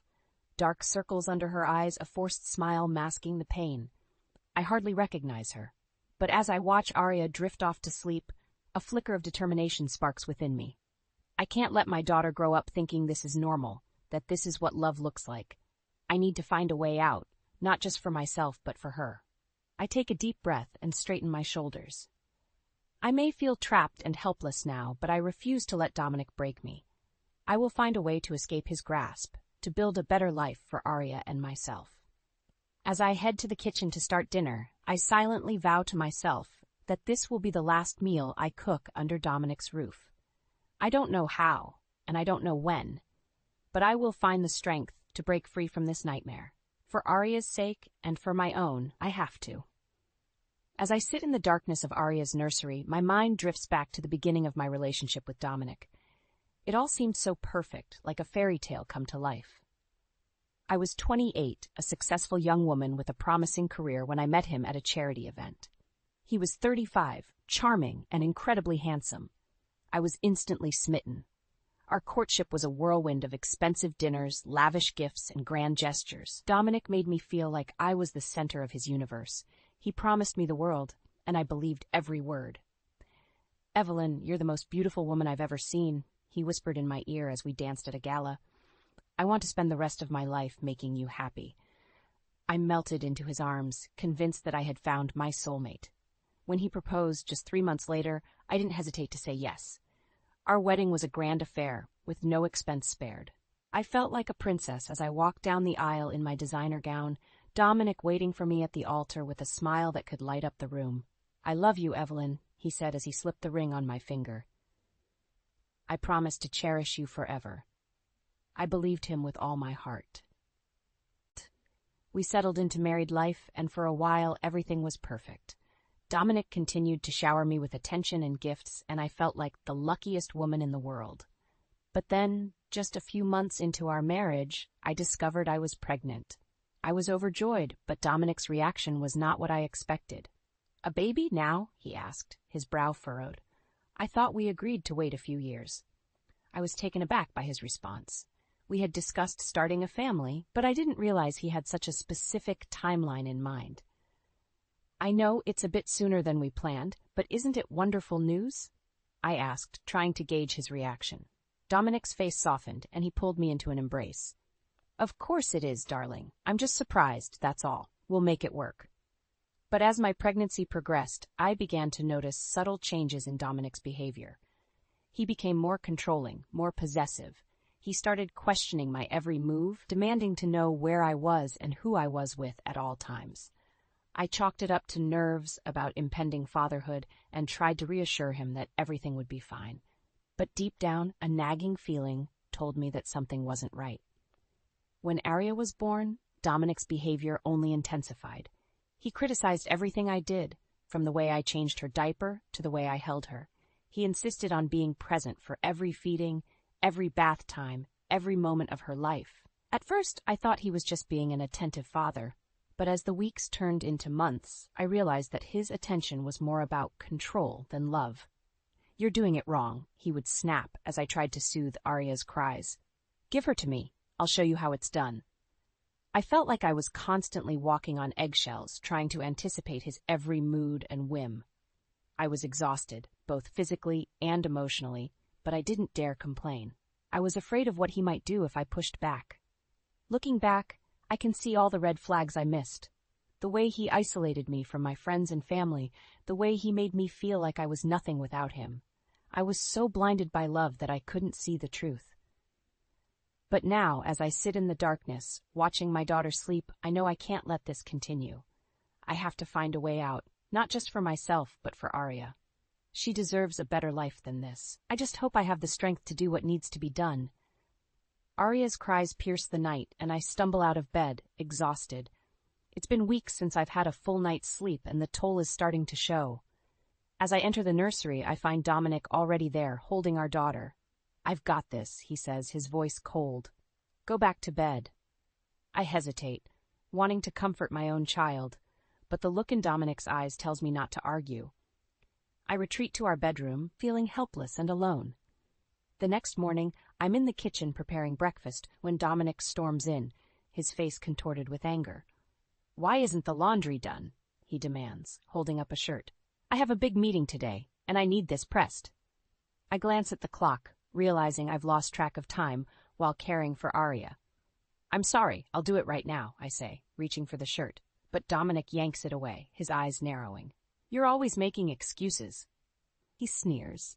"I work hard to provide for this family, and you can't even handle simple household chores." I feel my cheeks burn with shame and frustration. "I'm doing the best I can," I protest weakly. Dominic scoffs. "Your best isn't good enough. I deserve better than this." He storms out of the kitchen, leaving me fighting back tears. I know I should stand up for myself, but I'm too tired, too beaten down. Later that day, I'm trying to soothe a fussy Arya when the phone rings. It's the bank, informing me that my credit card has been declined. Confused, I hang up and log into our online banking account. What I see makes my blood run cold. Our savings account, the one I thought we were using for Arya's college fund, is nearly empty. Thousands of dollars, gone without a trace. I confront Dominic that evening, holding up the bank statement with shaking hands. "What is this?" I demand. "Where did all our money go?" Dominic barely glances at the paper before shrugging. "I had some expenses come up. Business stuff you wouldn't understand." "Business stuff?" I echo, incredulous. "Dominic, that was our daughter's college fund. How could you just spend it without telling me?" He fixes me with a cold stare. "I don't have to tell you anything. I'm the one who earns the money in this family. I'll spend it how I see fit." I reel back as if slapped. "But we're supposed to be partners," I whisper. "We should make these decisions together." Dominic laughs, a harsh, ugly sound. "Partners? You're nothing without me, Evelyn. I gave you everything. This house, those clothes, that baby. You owe me." His words hit me like a punch to the gut. Is this what our marriage has become? A transaction? A debt to be paid? I turn away, fighting back tears. "I'm going to put Arya to bed," I say, my voice trembling. As I rock my daughter to sleep, I feel a sense of despair wash over me. How did I let things get this bad? How did I become so dependent on a man who treats me like a possession? I think of my own mother, who raised me on her own after my father left. She was so strong, so independent. What would she think of me now, trapped in a marriage with a man who doesn't respect me? I kiss Arya's forehead, feeling a fierce surge of love and protectiveness. I can't let her grow up thinking this is normal. I can't let Dominic's poison infect her too. I may be trapped for now, but I won't let him break me. I'll find a way out, no matter what it takes. For Arya's sake and for my own. I'm at my wit's end when I finally meet best friend Scarlett. We've been friends since college, and she's always been there for me, no matter what. I don't know what to do, I confess, my voice breaking. Dominic is controlling every aspect of my life. I feel like I'm suffocating. Scarlett listens patiently, her brow furrowed with concern. Evelyn, this isn't right, she says gently. He shouldn't be treating you like this. I nod, wiping away tears. I know, but I'm scared, Scarlett. He's threatened to take Arya away from me if I try to leave. Scarlett's eyes widen. He can't do that, she insists. You're Arya's mother. You have rights. She helps me gather evidence of Dominic's deceit and verbal abuse. We take screenshots of the bank statements, documenting the missing funds. I start keeping a journal, writing down every hurtful thing he says to me. Armed with this information, I confront Dominic. We need to talk, I say, my voice shaking but determined. He barely looks up from his phone. Can't it wait? I'm busy. No, it can't wait, I insist. Dominic, I know about the money. I know you've been hiding things from me. At this, he finally meets my gaze, his eyes narrowing. What are you talking about? I hold up the bank statements. You've been spending our savings without telling me. Our daughter's college fund, gone. Dominic scoffs. Is that what this is about? It's just money, Evelyn. I'll make more. It's not just about the money, I say, my voice rising. It's about the lying, the secrets. It's about the way you treat me. He stands up, towering over me. The way I treat you? I give you everything, Evelyn. A beautiful home, a comfortable life. And this is how you repay me? By snooping through my things and making accusations? I take a step back, my heart pounding. I'm not making accusations. I'm telling the truth, and I'm done letting you control me. Dominic's face contorts with rage. You ungrateful bitch, he snarls. If you think you can leave me, think again. I'll make sure you never see Arya again. His words hit me like a slap in the face. You can't do that, I whisper, echoing Scarlett's words. Watch me, he says, his voice cold. I have money, connections. I'll bury you in court. You'll be lucky to get visitation, let alone custody. I feel like I can't breathe. The thought of losing Arya is too much to bear. But then I think of the evidence Scarlett and I have gathered. The bank statements, the journal entries, the recordings of Dominic's threats. I straighten my spine, looking him dead in the eye. I'm not afraid of you anymore, Dominic. I have proof of everything you've done, the lies, the abuse. If you try to take Arya away from me, I'll fight you with everything I have. For a moment, Dominic looks stunned. Then his face twists into an ugly sneer. You think you're so clever, don't you?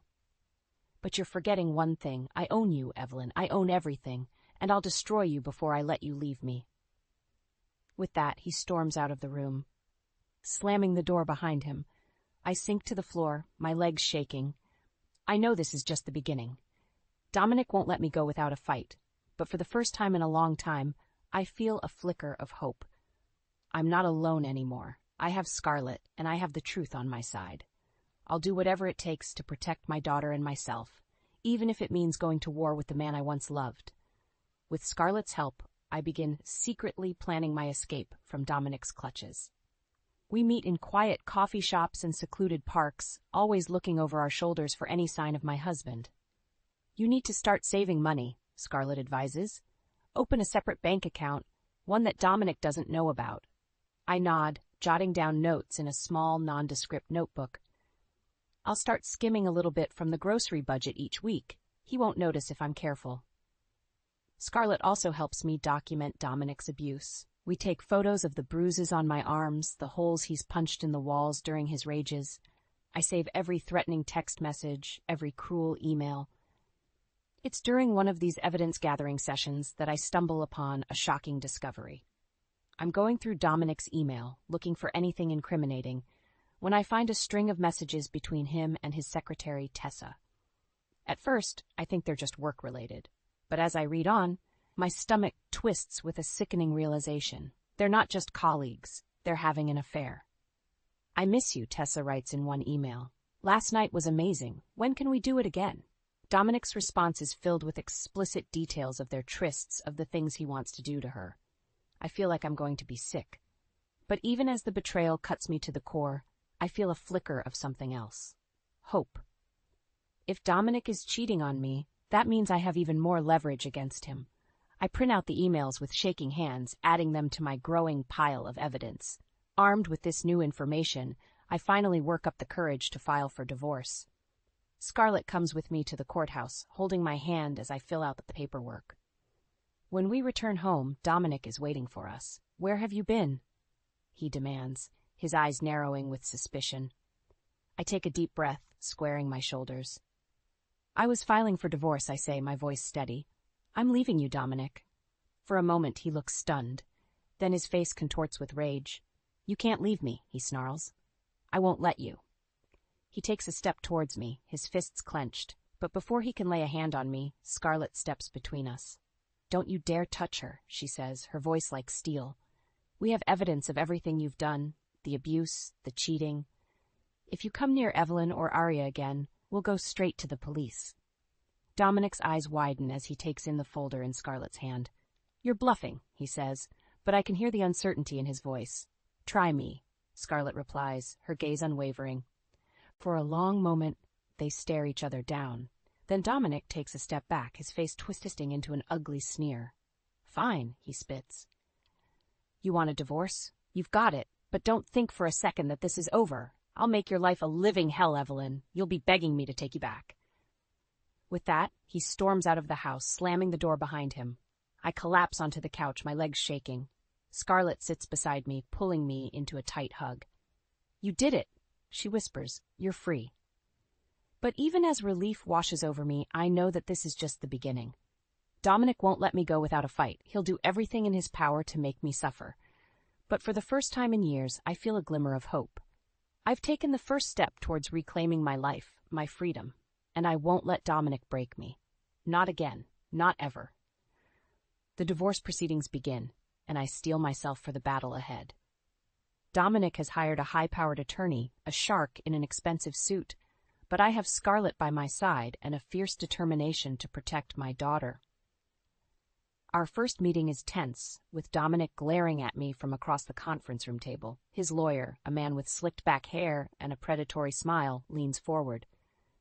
"Mrs. Hawthorne," he begins, his voice dripping with condescension. "My client is willing to offer you a generous settlement in exchange for your cooperation in keeping this matter private." I feel a flush of anger rising in my cheeks. "Generous?" I repeat, my voice tight. "You mean hush money, to keep me quiet about the abuse, the cheating." Dominic's lawyer smirks. "Let's not throw around accusations, Mrs. Hawthorne. My client denies any wrongdoing." I lean forward, meeting his gaze head-on.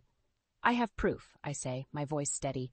"Emails, text messages, photographs. I'm not afraid to use them." For a moment, the lawyer's smug expression falters. Then he recovers, clearing his throat. "Be that as it may, I think we can all agree that a protracted legal battle is in no one's best interests, especially not your daughter's." At the mention of Arya, I feel a stab of fear. Dominic knows she's my weakness, my Achilles heel. "What do you want?" I ask, my voice tight. Dominic leans forward, his eyes glinting with malice. "Joint custody," he says. "And a gag order. You keep your mouth shut about our marriage, and I'll let you see Arya on weekends." I feel like I've been punched in the gut. The thought of being separated from my daughter, of only seeing her a few days a month, is unbearable. But then I think of the alternative, of Arya growing up in a home filled with anger and violence, of learning that love means pain and fear. I take a deep breath, squaring my shoulders. "No," I say, my voice ringing with conviction. "I won't agree to that. I want full custody, and I want you out of our lives for good." Dominic's face twists with rage. "You can't do that," he snarls. "I'm her father. I have rights." "You lost those rights the first time you raised a hand to me," I say, my voice shaking with anger. "The first time you chose your own selfish desires over your family." I slide a folder across the table, watching as Dominic's lawyer flips through the pages with a growing look of unease. "This is just the beginning," I say, my voice steady.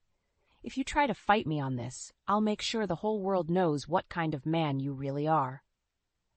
For a long moment, Dominic stares at me, his eyes burning with hatred. Then he turns to his lawyer, muttering something under his breath. The lawyer clears his throat, his expression strained.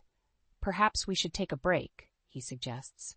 "Reconvene at a later date, when emotions aren't running quite so high." I nod, feeling a rush of triumph. I know this is just the first battle in what will likely be a long and brutal war. But for now, I've won. As I leave the conference room, Scarlett falls into step beside me, her hand on my shoulder. "You were amazing in there," she says, her voice filled with pride. "I've never seen you so strong, so fearless." I manage a small smile even as my heart races with adrenaline. "I had to be," I say, "for Arya, for myself." We step out into the bright sunlight, and I take a deep breath of fresh air. It feels like the first time I've been able to breathe freely in years. I know the road ahead will be hard. Dominic won't give up without a fight, and I'll have to be strong, and stronger than I've ever been. But for the first time in a long time, I feel a flicker of hope, a sense that maybe, just maybe, I can build a better life for my daughter and myself. A life free from fear, from pain, a life filled with love and laughter and joy. And I'll fight like hell to make that life a reality. The divorce is finalized, and I'm granted full custody of Arya. Dominic is ordered to pay child support and alimony, a fact that leaves him seething with rage. But even as I celebrate my victory, I know that he won't let this go easily. Dominic is a man who hates to lose, who will stop at nothing to get what he wants. I'm proven right just a few days later, when I'm awoken in the middle of the night by the sound of shattering glass. I bolt out of bed, my heart pounding, and race to Arya's room. She's sleeping peacefully, her little face relaxed in slumber. But as I turn to leave, I catch a glimpse of movement outside her window. It's Dominic, his face twisted with fury. He's holding a baseball bat, the shattered remains of the window at his feet. "You think you've won?" he snarls, his voice slurring with drink. "You think you can just take my daughter away from me?" I feel a rush of fear, followed quickly by anger.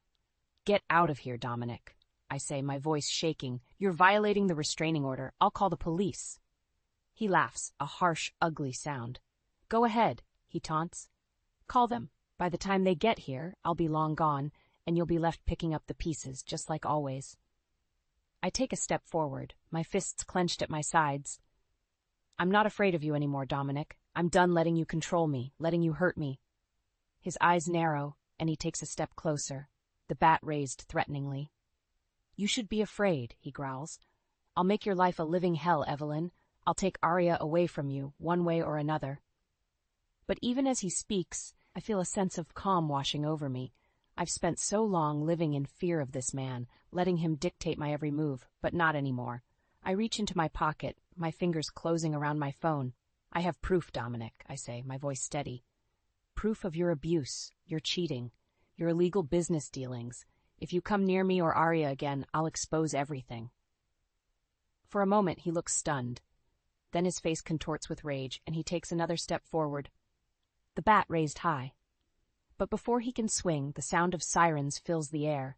Red and blue lights flash through the broken window, casting an eerie glow over the room. Dominic freezes, his eyes wide with panic. He looks from me to the window, his grip on the bat slackening. "This isn't over," he snarls, backing away. "I'll find a way to make you pay, Evelyn. I swear it." With that, he turns and runs, disappearing into the night just as the police cars screech to a halt outside. I sink to the floor, my legs shaking with relief. Arya stirs in her crib, her little face scrunching up in confusion. "It's okay, baby," I whisper, gathering her into my arms. "Mommy's here. You're safe now." The police take my statement, and I show them the evidence I've gathered against Dominic. They assure me that they'll do everything in their power to keep us safe, to make sure he never comes near us again. But even as I nod and thank them, I know that this is just the beginning. Dominic is a man who doesn't know how to lose, who will stop at nothing to get his revenge. I'll have to be vigilant, always looking over my shoulder, always ready for the next attack. But I'm not alone anymore. I have Scarlett and the support of the law on my side. And most importantly, I have Arya, my beautiful, innocent daughter, who deserves a life free from fear and pain. I'll do whatever it takes to give her that life, to build a future for us that's filled with love and laughter and joy, even if it means facing down the devil himself. 5 years have passed since that fateful night when Dominic shattered our window and threatened to take Arya away from me. In that time, I've worked hard to rebuild my life, to create a safe and happy home for my daughter. I've thrown myself into my career, working my way up the corporate ladder at a prestigious marketing firm. My colleagues admire my tenacity, my ability to think outside the box, and come up with creative solutions to even the toughest challenges. But my greatest achievement is Arya. She's grown into a bright, curious 5-year-old with her father's dark hair and my green eyes. She's the light of my life, the reason I get up every morning and face the world with a smile. We have a little routine, Arya and I. Every morning I make her breakfast and pack her lunch, then walk her to the bus stop for kindergarten. In the evenings we curl up on the couch and read stories together, or have dance parties in the living room. It's a simple life, but it's ours, and I wouldn't trade it for anything in the world. One day, as I'm walking Arya to the bus stop, I bump into a familiar face. It's Liam, a single father who lives down the street. I've seen him around the neighborhood, always with his little boy, Max, in tow. "Evelyn, right?" he says, smiling warmly. "I don't think we've officially met. I'm Liam." I shake his hand, feeling a flutter of something in my chest. "Nice to meet you, Liam. This is my daughter, Arya." Arya waves shyly, hiding behind my leg. Liam crouches down to her level, his eyes twinkling. "Hi there, Arya. I like your backpack. Is that a unicorn?" Arya nods, a tiny smile spreading across her face. "Yeah, unicorns are my favorite." Liam grins, standing back up. "Well, maybe we can all get together for a playdate sometime. Max loves unicorns, too." I find myself nodding, a warm feeling spreading through my chest. "That would be great. Here, let me give you my number." As we exchange numbers, I can't help but feel a spark of something. A connection, a sense of possibility.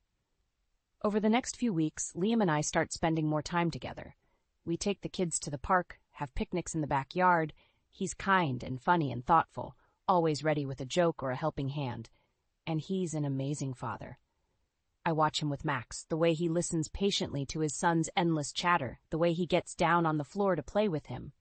It's clear that he loves his boy with every fiber of his being. Slowly but surely, I feel myself falling for him, and for the first time in a long time, I allow myself to imagine a future that's not just about survival, but about happiness. But even as I bask in the glow of new love, I can't shake the feeling that Dominic is still out there, waiting for his chance to strike. And I'm right. One evening, as Liam and I are enjoying a quiet dinner while the kids play in the living room, there's a knock at the door. I open it to find Dominic standing there, his face haggard and his eyes wild. "Evelyn," he says, his voice raspy, "I need to talk to you." I feel a rush of fear, followed quickly by anger.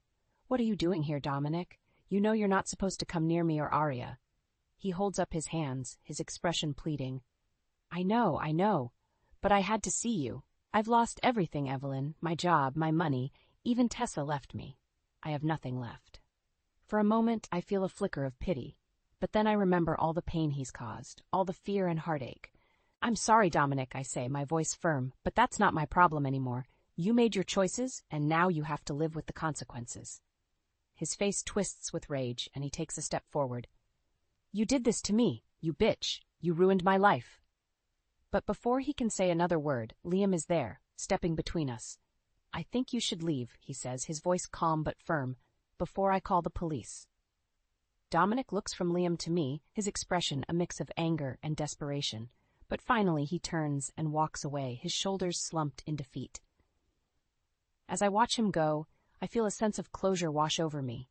I know that he'll always be a part of my past, a shadow that I can never fully escape, but I also know that I'm stronger than he is. I've survived his abuse, his manipulation. I've built a life for myself and my daughter, a life filled with love and joy and possibility. And as I turn back to Liam, to the man who has shown me what true love and partnership can be, I know that I'm finally free. Free to live, to love, to be happy, and that's the greatest revenge of all. I was sitting at my desk, surrounded by the usual chaos of a school counselor's office. Piles of papers, sticky notes clinging to every surface, and the faint smell of coffee lingering in the air. My day had been the typical blend of teenage angst and administrative tasks when I noticed the envelope. It was plain, unmarked, and sitting atop the stack of college brochures like it had just appeared out of thin air. Curiosity got the better of me. I tore it open, expecting some mundane request or perhaps another reminder about the upcoming parent-teacher night. Instead, I found a typed letter, the words cold and clinical, yet somehow burning into my brain. Your husband, Grant Lawson, is not who you think he is.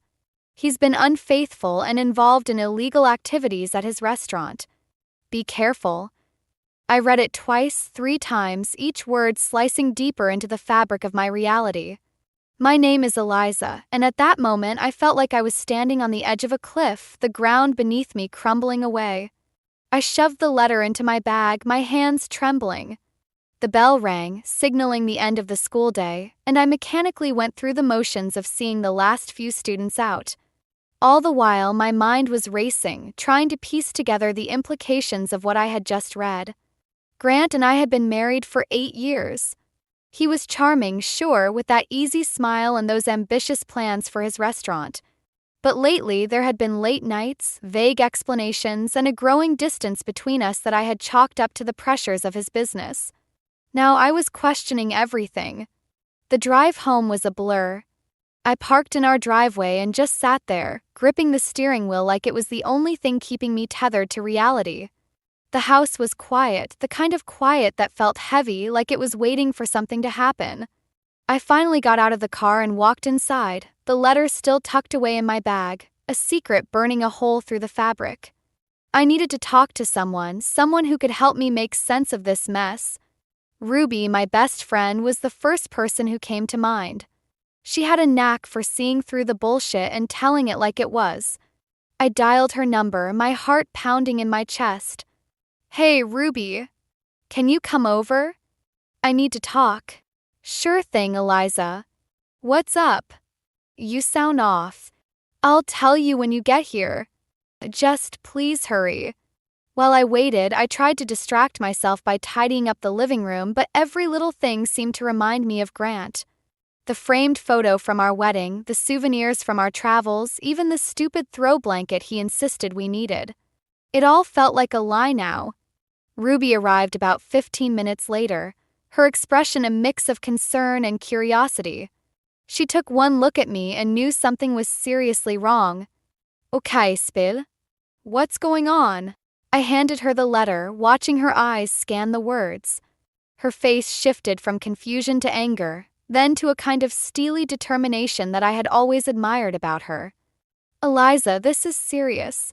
What are you going to do? I don't know, Ruby. I feel like my whole life is a lie. I need to find out if this is true, but I don't even know where to start. First things first, you can't confront Grant until you have proof. If there's one thing I've learned from all those crime shows, it's that you need evidence. Her attempt at humor made me smile, albeit weakly. Yeah, I suppose you're right. Listen, Eliza, whatever happens, I'm here for you.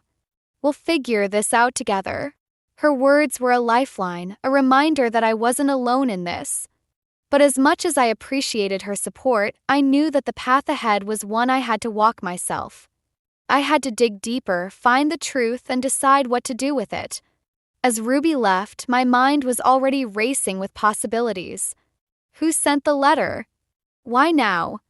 And, most importantly, how much of it was true? I didn't have the answers yet, but I was determined to find them. The evening stretched on, each tick of the clock a reminder of the confrontation that loomed ahead. I knew I couldn't ignore this, couldn't pretend everything was fine. Not anymore. I lay in bed that night, staring at the ceiling, the letter's words echoing in my mind. I knew this was just the beginning, that the truth was out there waiting to be uncovered. And I was going to find it, no matter what it took. The next morning, I woke up with a sense of dread hanging over me like a storm cloud. Grant was already gone, his side of the bed cold and untouched, a silent reminder of the growing distance between us. I went through the motions of getting ready, but my mind was elsewhere, tangled up in the implications of that letter. At breakfast, I noticed the little things that had become routine, the empty coffee cup he left on the counter, the way he never seemed to be around for breakfast anymore. I tried to shake off the feeling, focusing instead on the day ahead. But the truth was, the letter had planted a seed of doubt that was quickly taking root. When I got to work, I found it hard to concentrate. My students' problems felt trivial compared to the chaos brewing in my own life. During lunch, I called Mabel, Grant's mother. I needed her wisdom, her quiet strength. She answered on the second ring, her voice warm and welcoming. "Eliza, dear, how are you?" "I'm managing," I replied, trying to keep my voice steady. "Can we talk? I could really use your advice." "Of course, come by after work. I'll make us some tea." The rest of the day dragged on, each minute a reminder of the conversation I was dreading with Grant. By the time I arrived at Mabel's, I was a bundle of nerves. She greeted me with a hug, her presence instantly calming. As we sat in her cozy kitchen, the smell of chamomile filling the air, I felt a bit of the tension ease. Mabel had that effect on people. "I've noticed Grant's been distant," I began, choosing my words carefully. "And I got this letter. Says he's been unfaithful and involved in some shady business. I don't know what to believe." Mabel's eyes softened with understanding. "Eliza, I've seen this before. Grant's father was much the same, charming, ambitious, but always hiding something. Trust your instincts." Her words were both comforting and unsettling. I had always admired Mabel's ability to see through the facade, but hearing her confirm my fears was like a punch to the gut. "Do you think it's true?" I asked, my voice barely a whisper. "I don't know, dear. But I do know that secrets have a way of coming out. You need to be prepared for whatever you find." Her advice echoed in my mind as I drove home. The house was empty, Grant still at the restaurant, or so he said. I sat on the couch, my thoughts a tangled mess, when Ruby called. "Hey, how are you holding up?" she asked, her voice a lifeline. "I'm okay, I think. I talked to Mabel. She told me to trust my instincts." "Smart woman. So, what's your next move?" "I need to confront him, but I want to be sure first. I need proof." "Then let's get you some. I know a guy, Sam Brooks, a private investigator. He's discreet and good at what he does." I hesitated, the idea of spying on Grant feeling both necessary and invasive. But the need for answers outweighed my reservations. "Okay, let's do it." The decision felt like a weight lifted off my shoulders, a step toward clarity in the fog of uncertainty. That evening, when Grant finally came home, I watched him closely, searching for signs of guilt in his easy smile and charming demeanor. "How was your day?" he asked, casually, as if everything was perfectly normal. "Busy, you know how it is," I replied, keeping my tone light, pretending I didn't notice the way he avoided eye contact. As we sat down for dinner, the silence between us was deafening. I wanted to scream, to demand answers, but instead I played along, letting the charade continue for just a little longer. Later, as I lay in bed, Grant asleep beside me, I couldn't help but wonder how well I truly knew the man I had married. Thought was both terrifying and liberating, pushing me further down this path of discovery. The next few days passed in a blur of routine and subterfuge. I met with Sam, who promised to dig into Grant's affairs discreetly. Each day, I juggled the demands of my job with the growing tension at home, the uncertainty gnawing at me like a persistent itch. And then, just when I thought I was beginning to understand the scope of my situation, Mabel called with a revelation that sent my mind spinning. "Eliza, there's something you should know. Grant's father, he had another family. I didn't find out until it was too late. I'm telling you this because I see the same patterns in Grant." Her words were a bombshell, adding a new layer of complexity to an already tangled web. Seemed the past was repeating itself, and I was caught in the middle, struggling to break free. As I hung up the phone, I realized that the foundation of my life was more fractured than I had ever imagined. But with each new revelation, my resolve hardened. I was determined to uncover the truth, no matter the cost. The air felt heavy as I drove to meet Sam Brooks. Private investigator had called earlier, his voice as steady and assured as ever, telling me he had some information. My stomach churned with a mix of dread and anticipation. I had asked for the truth, and now it was time to face it. I met Sam at a small, unassuming cafe on the edge of town. He was already seated at a corner table, a folder in front of him and a cup of black coffee in hand. He nodded as I approached, gesturing for me to sit. "Eliza," he greeted, his tone professional yet kind. "I've got some updates for you. I nodded, trying to keep my nerves in check. Okay, let's hear it. Sam opened the folder, revealing a series of photographs and documents. I followed Grant for the past week. He's been meeting with several individuals who have questionable backgrounds. It seems his restaurant is a front for some illegal dealings. My heart sank as I looked at the evidence. There was no denying it now. The man I thought I knew was involved in something dark and dangerous. And the affairs? I asked, my voice barely above a whisper. Sam hesitated, then handed me a photo. It showed Grant with a woman I didn't recognize, their body language intimate and familiar. I'm sorry, Eliza. This isn't easy to see. I felt a cold numbness spread through me, a mix of betrayal and anger. I had suspected, but seeing it confirmed was a different kind of pain. What do I do now? I asked, more to myself than to Sam. That's up to you. But whatever you decide, you should be prepared. People like Grant don't always react well when cornered. I nodded, my mind racing. I needed to confront Grant, but I also needed to protect myself. And there was the matter of Mabel's revelation about Grant's father. It was all too much, yet I couldn't ignore it. As I left the cafe, the weight of the truth settled on my shoulders. I drove home, the photographs and documents burning a hole in my bag, a constant reminder of the storm brewing in my life. When I got home, Grant was there, sitting on the couch, his expression unreadable. Tension in the room was palpable as I walked in, my resolve hardening with each step. Eliza, we need to talk, he said, his voice calm but with an edge of something I couldn't quite place. Yeah, we do, I replied, setting my bag down with a deliberate thud. He looked at me, his eyes searching mine for a clue to my thoughts. I've been meaning to tell you about some changes at the restaurant, he began, his words careful and measured. Changes? Is that what you call it? I shot back, unable to keep the bitterness from my voice. He flinched, a crack in his calm facade. What do you mean? I took a deep breath, pulling out the photos and documents, laying them on the table between us.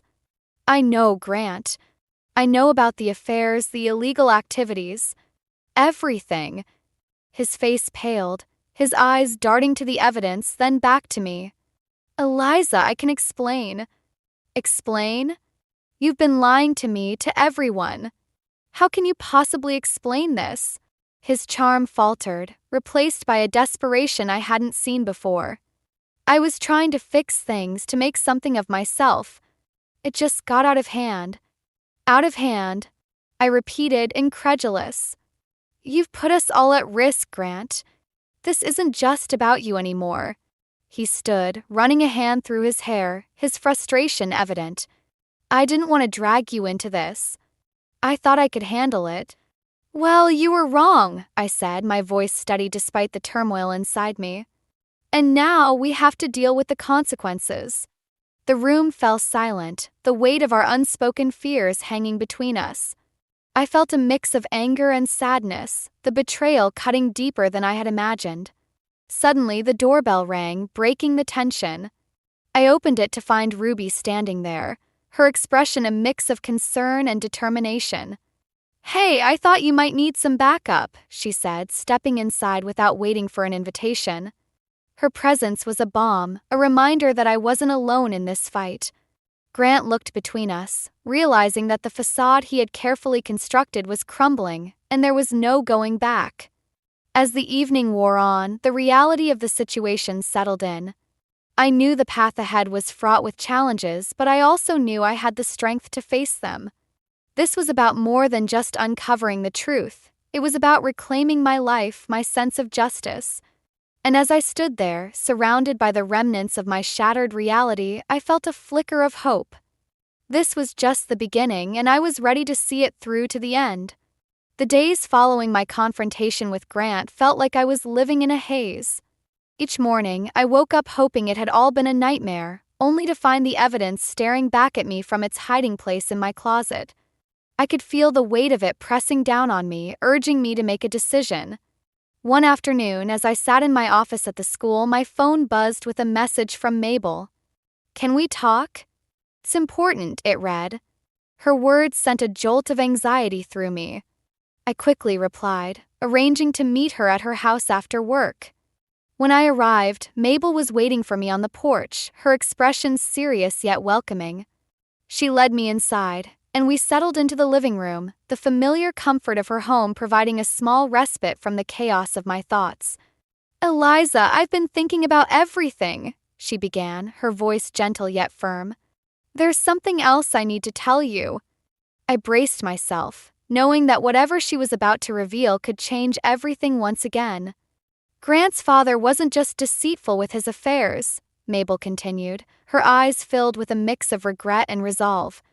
"He was involved in some very dangerous circles.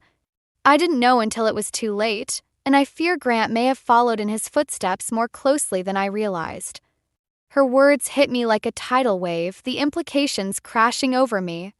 The web of lies and deceit was far deeper than I had imagined, and it seemed Grant was entangled in it more than I could have known. "Why didn't you tell me this before?" I asked, trying to keep the accusation out of my voice.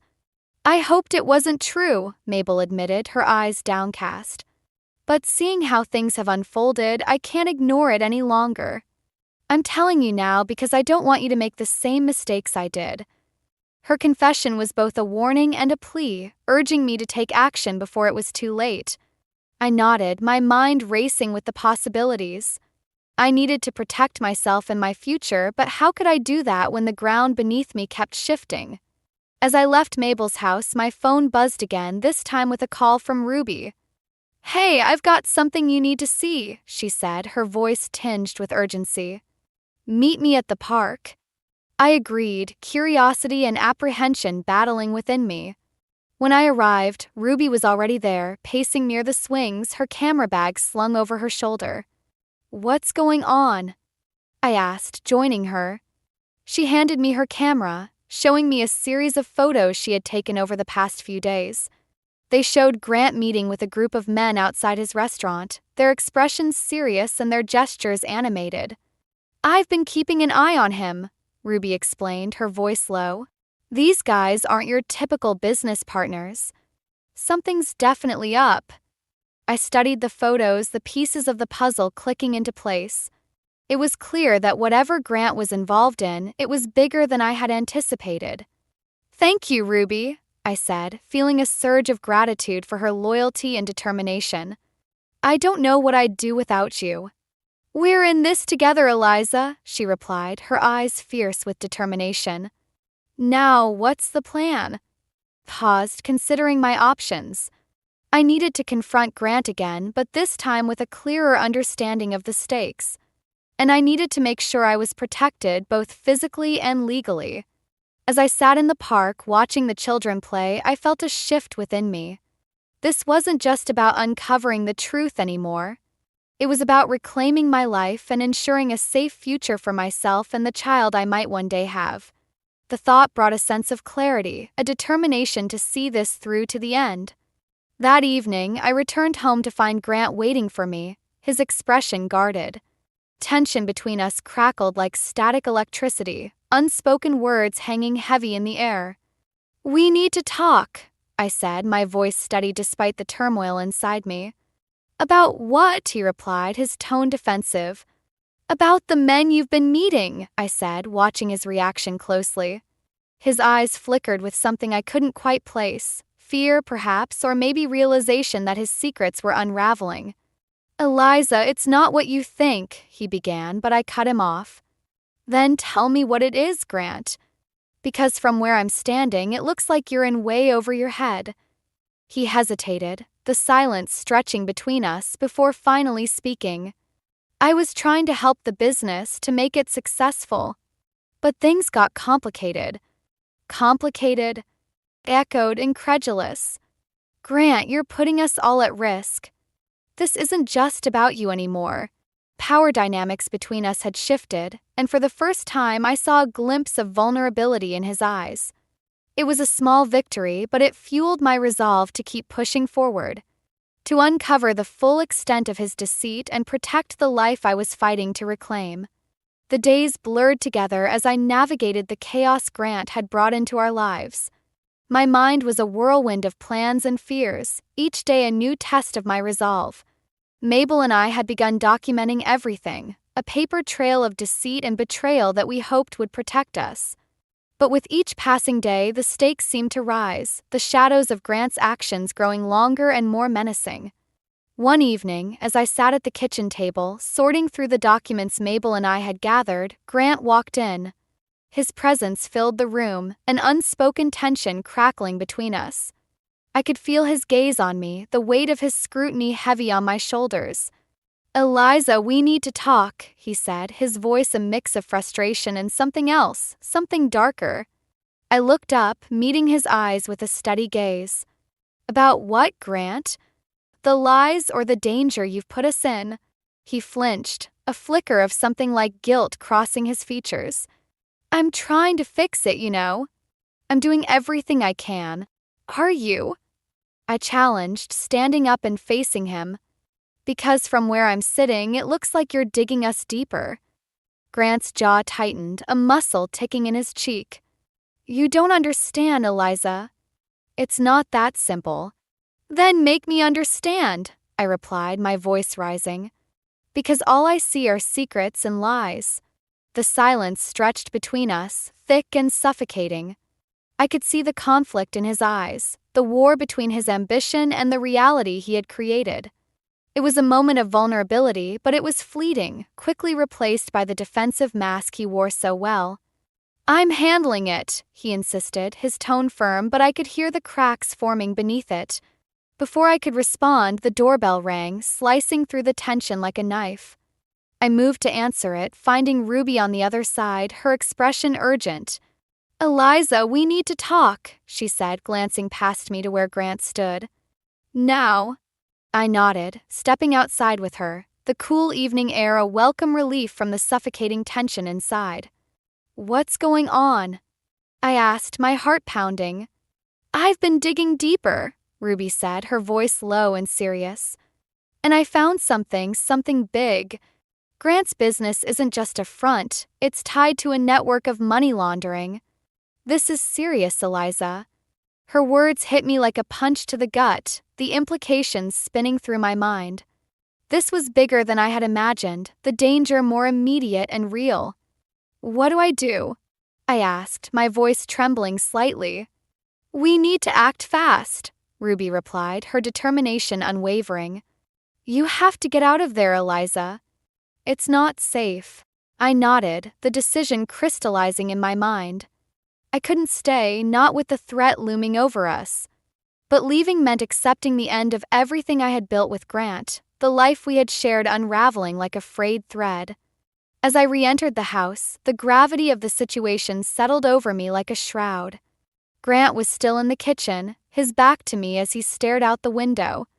"I'm leaving," I said, my voice steady despite the fear clawing at my insides.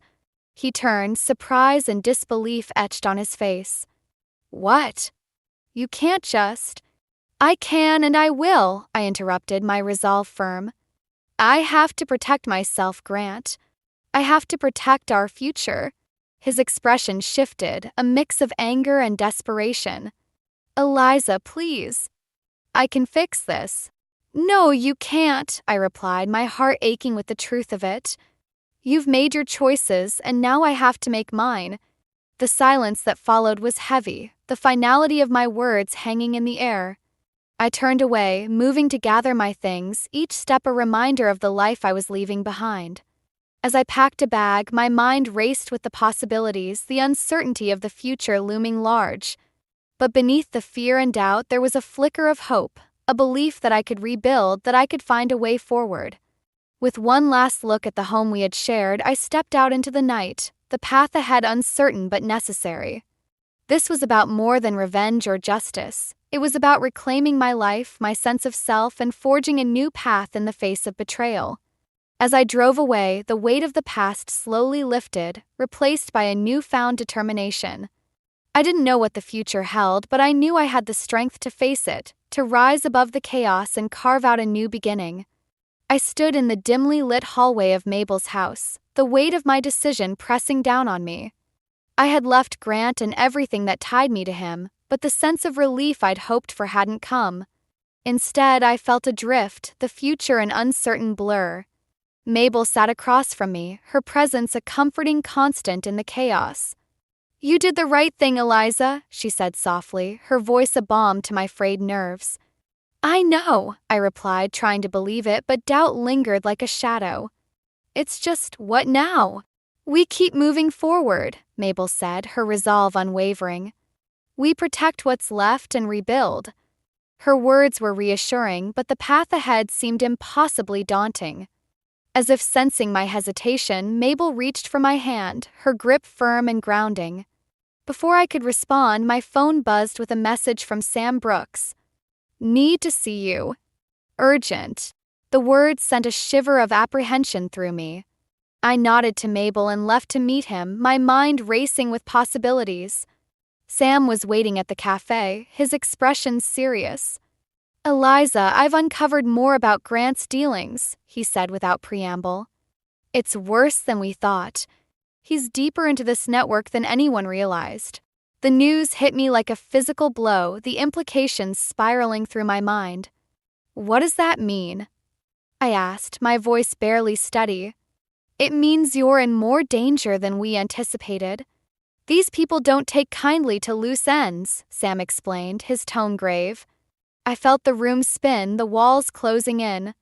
The life I'd known was slipping away, replaced by a nightmare I couldn't wake from. "What do I do?" I asked, desperation creeping into my voice. "You need to lie low, stay out of sight until things settle," Sam advised. "And be prepared for anything." I nodded, the reality of my situation settling over me like a shroud. I was in over my head, and the way out seemed impossibly far. As I left the cafe, Ruby called, her voice a lifeline in the storm. "Eliza, I've got a place you can stay. It's safe and no one will find you there." "Thank you, Ruby," I said, my gratitude genuine. "I'll head there now." The drive to the safe house was a blur, my mind replaying Sam's warning over and over. I couldn't shake the feeling that I was being watched, that danger lurked around every corner. By the time I arrived, my nerves were frayed, exhaustion tugging at my edges. The safe house was small and unassuming, tucked away in a quiet neighborhood. Ruby had left the key under the mat, and as I stepped inside, the silence enveloped me. It was a stark contrast to the chaos of my recent days, but the solitude was a balm I desperately needed. As I settled in, I felt the weight of everything pressing down on me. The lies, the danger, the uncertainty of the future. It was all too much. I sank onto the couch, my body trembling with the effort of holding it together. The night stretched on, each tick of the clock a reminder of the precariousness of my situation. I was alone, isolated from the life I had known, and the uncertainty of what lay ahead was suffocating. Then, just as I thought I had reached my breaking point, the phone rang. It was Grant, his voice a mix of anger and desperation. "Eliza, you need to come back. We can fix this." I felt a surge of anger, the audacity of his words igniting something within me. "Fix this? You've put us all in danger, Grant. There's no fixing that." "You don't understand," he insisted, his voice rising. "I can make it right." "No, you can't," I replied, my voice firm. "I'm done, Grant. I'm done with the lies and the danger." The silence on the line was heavy, the finality of my words hanging between us. I hung up, the decision solidifying within me.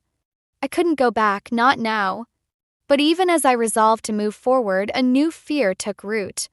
If Grant couldn't fix this, what would happen next?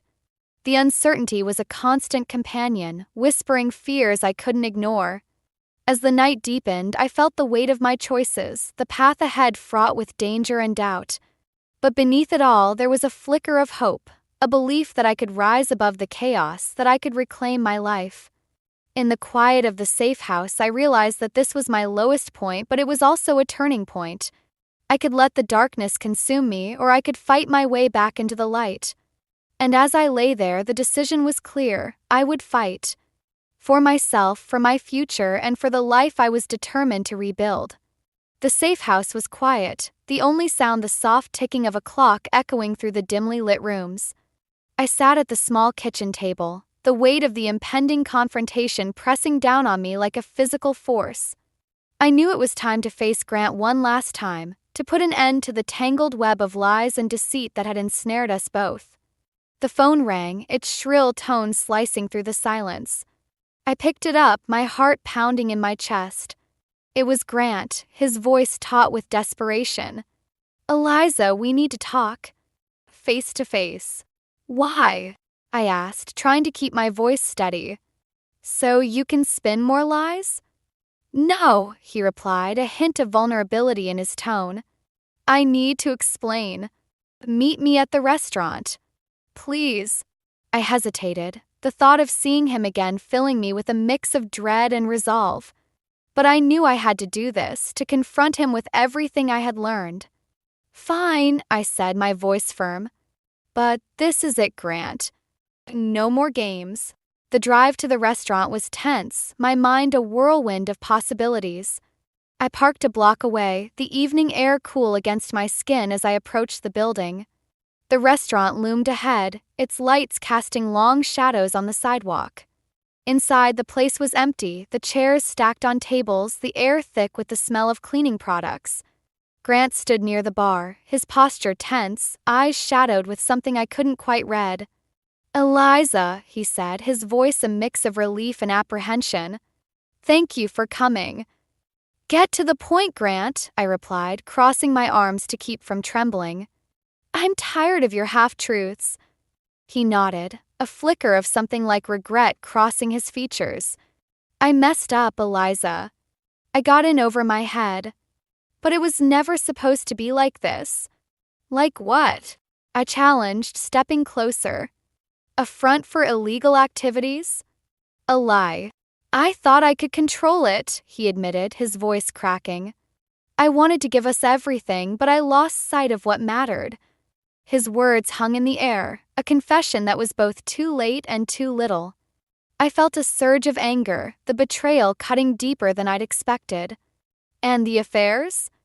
I asked, my voice cold. "Were they part of your plan too?" Grant flinched, his eyes dropping to the floor.